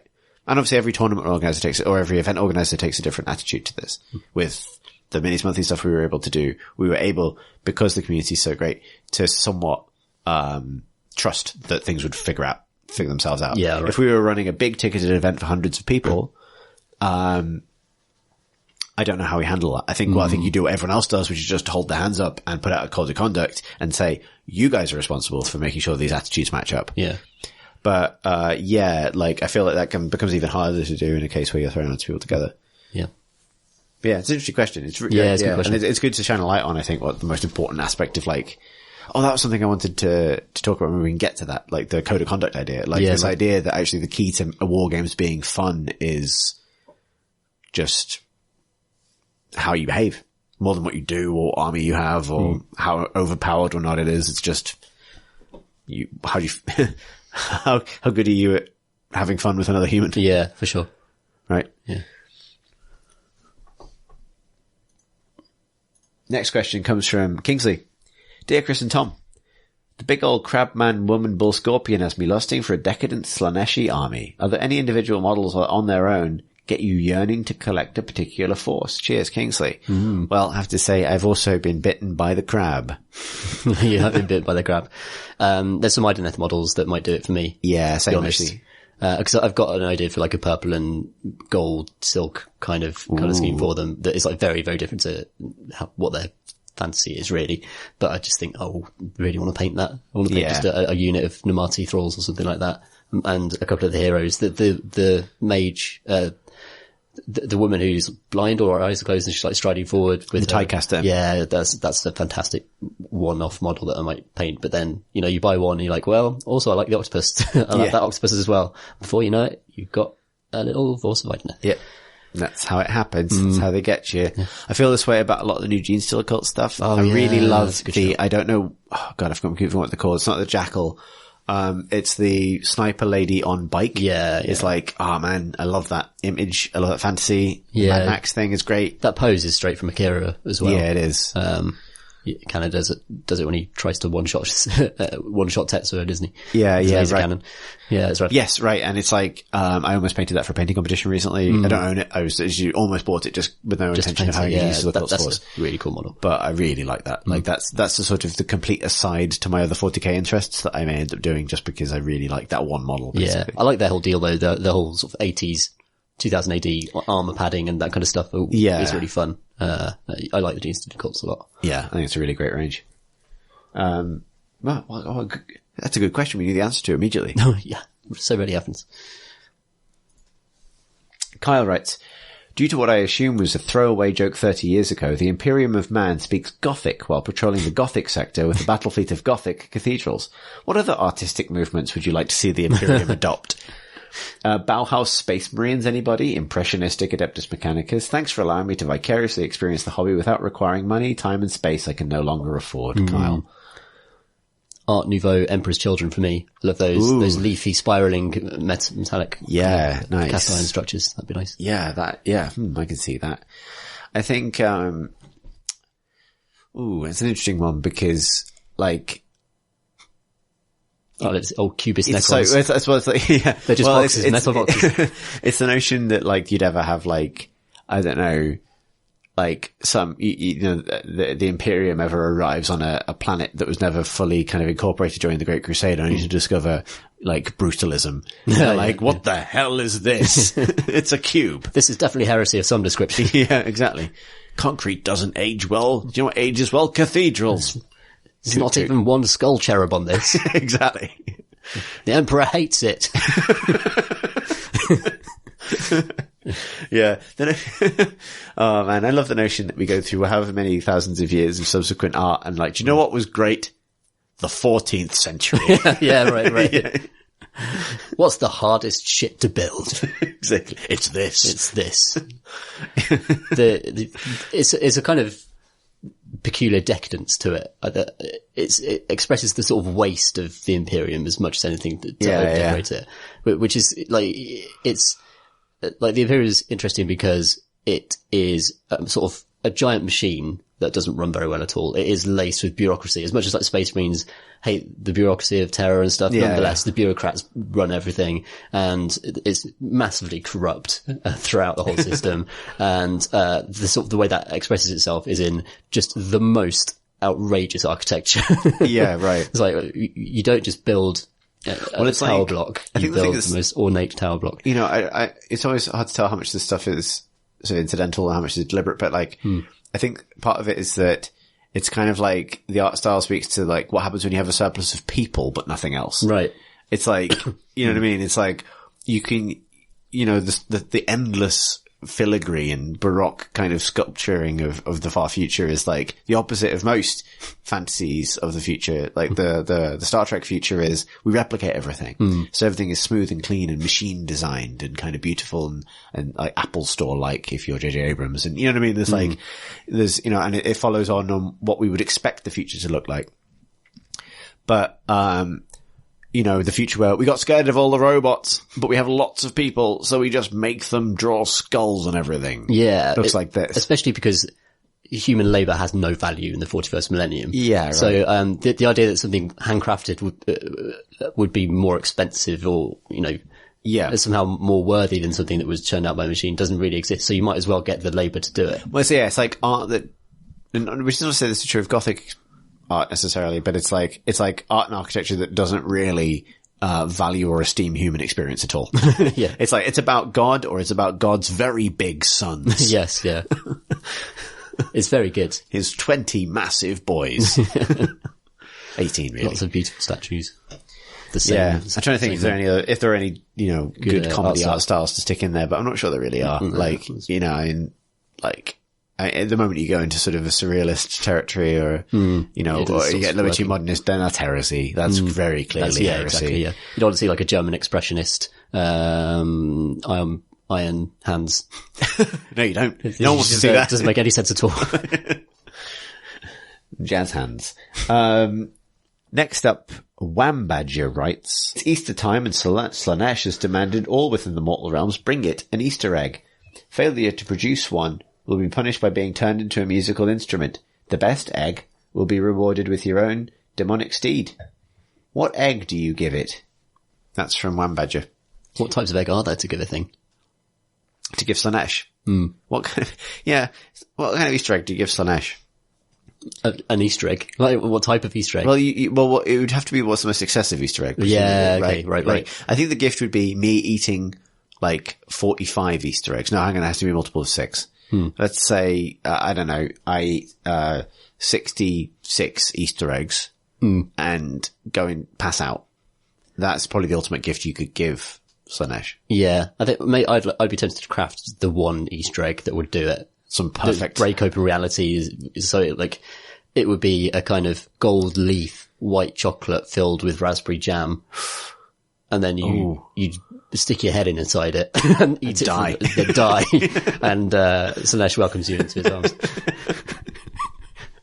We both went in different directions at that. I think mine made it being a bit more nurgly, but no, I think imagine your corpse being discovered in that context. I think what happened here? I think I would attempt to eat a Fabergé egg. Right. Like shard of glass, a shard of metal and cut by bleeding cut. Just like, ow, it hurts. That's so beautiful. Oh God, I've eaten this. And then I become a demon prince of Fabergé eggs. Yeah, I love it. Yeah. Good. Well, we've definitely answered that one as well. Wow, we're making a good progress. Fair old clip. Harry writes, Dear Tom and Chris, I finally gotten around to starting my sacrosanct chamber of Stormcast Eternals. Woo. Upon seeing the unique spell for the Night Incanter, a question dawned on me. How many storms could a Stormcast cast if a Stormcast could cast storms? Thanks, Harry. Only one at a time, sadly. Otherwise, I'd stack that stuff. Though if you just get, because it moves around with them. It's really good. It's a really good spell. I really like it. The storm just like 18 inches with them, like radius. So only one at a time, unfortunately. Only Sigmar's allowed to do more. You have to get a permit. Or be playing in open play. Next up, Tom writes, Hi, bird and lightning emojis. Good job. Cool. If you had to do a GW paint as a shot, down in one, top down option. That's very good. Very good question. Which would it be? Bonus points for answering both based on possible flavour, and which you would think would be least likely to make you actually for real die. Right, yeah. Thanks for the pod. Yeah, I mean, Blood for the Blood God is quite jammy and nice looking. Yeah, but it's quite, I've used a lot of it recently. It's very glutinous. That is going to stop your esophagus from doing the things it needs to do. Yeah, that's a good point. Lamy and medium would just taste of nothing, so it's the thinnest one I could think of. It looks enough like vodka that you can convince yourself you're vodka. Yeah, I was going to say Gillam and Blue. Oh yeah, okay. I was going to say Gillam and Blue because it's thin, so it's going to go straight down, not kill you. Probably. It looks like something you might accidentally buy in a terrible nightclub. It does, yeah. It looks like, it does look like a shit novelty shop. It gets sold in test tubes or something. Yeah, right. And I've been there and done that. So same. I think I could convince myself for a grim moment that, it tasted like, I don't know, blueberry or something. Yeah, I think it would definitely be one of the glazes. Cause you don't want to, because you're downing the pot, presumably, so you don't want to go for any of those shades, because that's a big pot. Yeah, it's a lot, isn't it? Yeah. The way they sell them these days. The way to fail this test completely is astrogranite. Yeah. Damn. You picked so wrong. Or Necron compound. Where you got like, Mornfang Brown, it's very chocolatey. It's a heavy shot. It's a risk. It is. It's a heavy shot. It's a heavy shot. Yeah. I don't think I would risk that. I think any of the actual paints, I'm not sure. I'd do one of the tiny tint pots. that are like thimble sized. Do you know the ones that you use to colorize metallics and stuff like that? And I'd probably pick the red one because is there a green one? It could be like appley. That'd be nice. Yeah. Got a little it's small as well. So the likelihood of death would be perhaps lower depending on what's in there. Yeah. I was thinking like of all cause none of the colors really map onto like, a comforting drink color really. No. I think maybe almond blue. It's turquoise, but it's like, that again is in that kind of novelty shot WKD range that I think makes me feel more safe. No food is that colour. So you'd be suspicious of it instantly, really. Yeah. I'm glad I don't have to do this. Yeah. You just reach for a glass of wine, Tom, and it's like, I would not like to do that. Yeah. Though I wonder, whether you would die. Presumably these paints are designed for a child to accidentally drink it. I mean, they're acrylic paint, right? Like, right, yeah. I mean, it's not going to taste good, but it's not going to kill you. Is it going to kill you? I don't know. I'm not willing to find out. It just excellently shade your insides. Delicious. Your mouth will be blue for weeks. Our final question comes from an internet snotling who writes, Gentlemen, stop making me laugh out loud while trying to paint Norky Man's brown leather belt.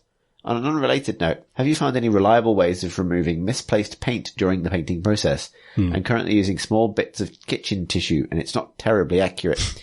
Yours, an internet snotling. I always find you just have to go back to the other colour and paint over something. I recently have taken to the emergency thumb. Oh yeah. That's like occasionally good. Yeah. Obviously it depends on the overall quality bar you're aiming for. I've been batch painting a lot recently. And sometimes if something goes fucking wrong, just go for it with your thumb. Just thumb it. Like, a skin is good for this. It is pliable. It's firm. You control it really clearly because it is attached to you. And, you can clean it because you just go to the sink afterwards. I have just like emergency gotten a brush, plopped it in some water and just washed the area. And that very rarely works. So it depends what occasionally you're doing. It can work. Like it depends on how thin the paint is and stuff like that. Yeah. Like with the blends on that like chromatic terrain I've been doing, like a lot of that has been done by like putting on the wash too thick, then wiping down the wash brush and then moving it around before it dries to blend it. Like you can do a lot of it's wet blending, but you can do a lot of post paint correction if you're fast enough. Yeah, it is a good blending technique actually, because you can use water, not too much water, to sort of feather the edge of a shade into the sort of base colour. Yeah. And try and get rid of the thing that shades do sometimes where they form quite a crisp line almost from the shaded bit to the not shaded bit. Yeah. A bit of water can help with that. I think, ultimately, like, it depends on exactly what you're doing. A lot of the time, even getting some erroneous paint off with your thumb is only going to be useful insofar as it stops you from having to repaint the entire section. You might get a bit of it off and just need to touch it up slightly. Sometimes after a mistake as well, it's worth like putting the model down, looking at it from a tabletop distance and thinking, can I see this? Because if you can't, this is the thing I've had to learn the hard way. No one will ever care. Yeah, no one will ever know. Yeah. Literally, no one is going to pick up the model and go, "Whoa, you fucked up the underside of this bandolier." Yeah. Oh, and if call they yourself do, hobbyist. And if they do, throw them at your house. Yeah, exactly. Why are they in your house? Yeah. Like that's the, so yeah, it's probably fine, basically, in short. But it's a good, like, it's been fun getting more confident just going like, I don't need to redo this entire bit. Yeah, I can just hit it with my face and Yeah, lick it'll the be fine. paint off. It'll be fine. Tastes like blueberries and vodka. Delicious. Delicious. That is all the questions we've got time for. If you would like to send us a question for a future episode of Miniatures Monthly, you can do so by emailing us at minis@crateandcrowbar.com. You can also tweet us at Minis Monthly. If you would like to hang out with our Discord community, which we thoroughly recommend because it's a lovely place to talk about very active Warham, then you can find them on our Discord channel, the link for which will be both in the show notes for this episode and on our website at crateandcrowbar.com. Look for the Role Models channel. That's where you want to be. You can find pictures of me and Tom's miniatures adventures on Instagram. I'm at Exit Warp. That's EXITWARP. Tom? I am at Ludo Paints Minis, and Ludo's LUDO. Lovely. Thanks for listening, Till everybody. next time, folks.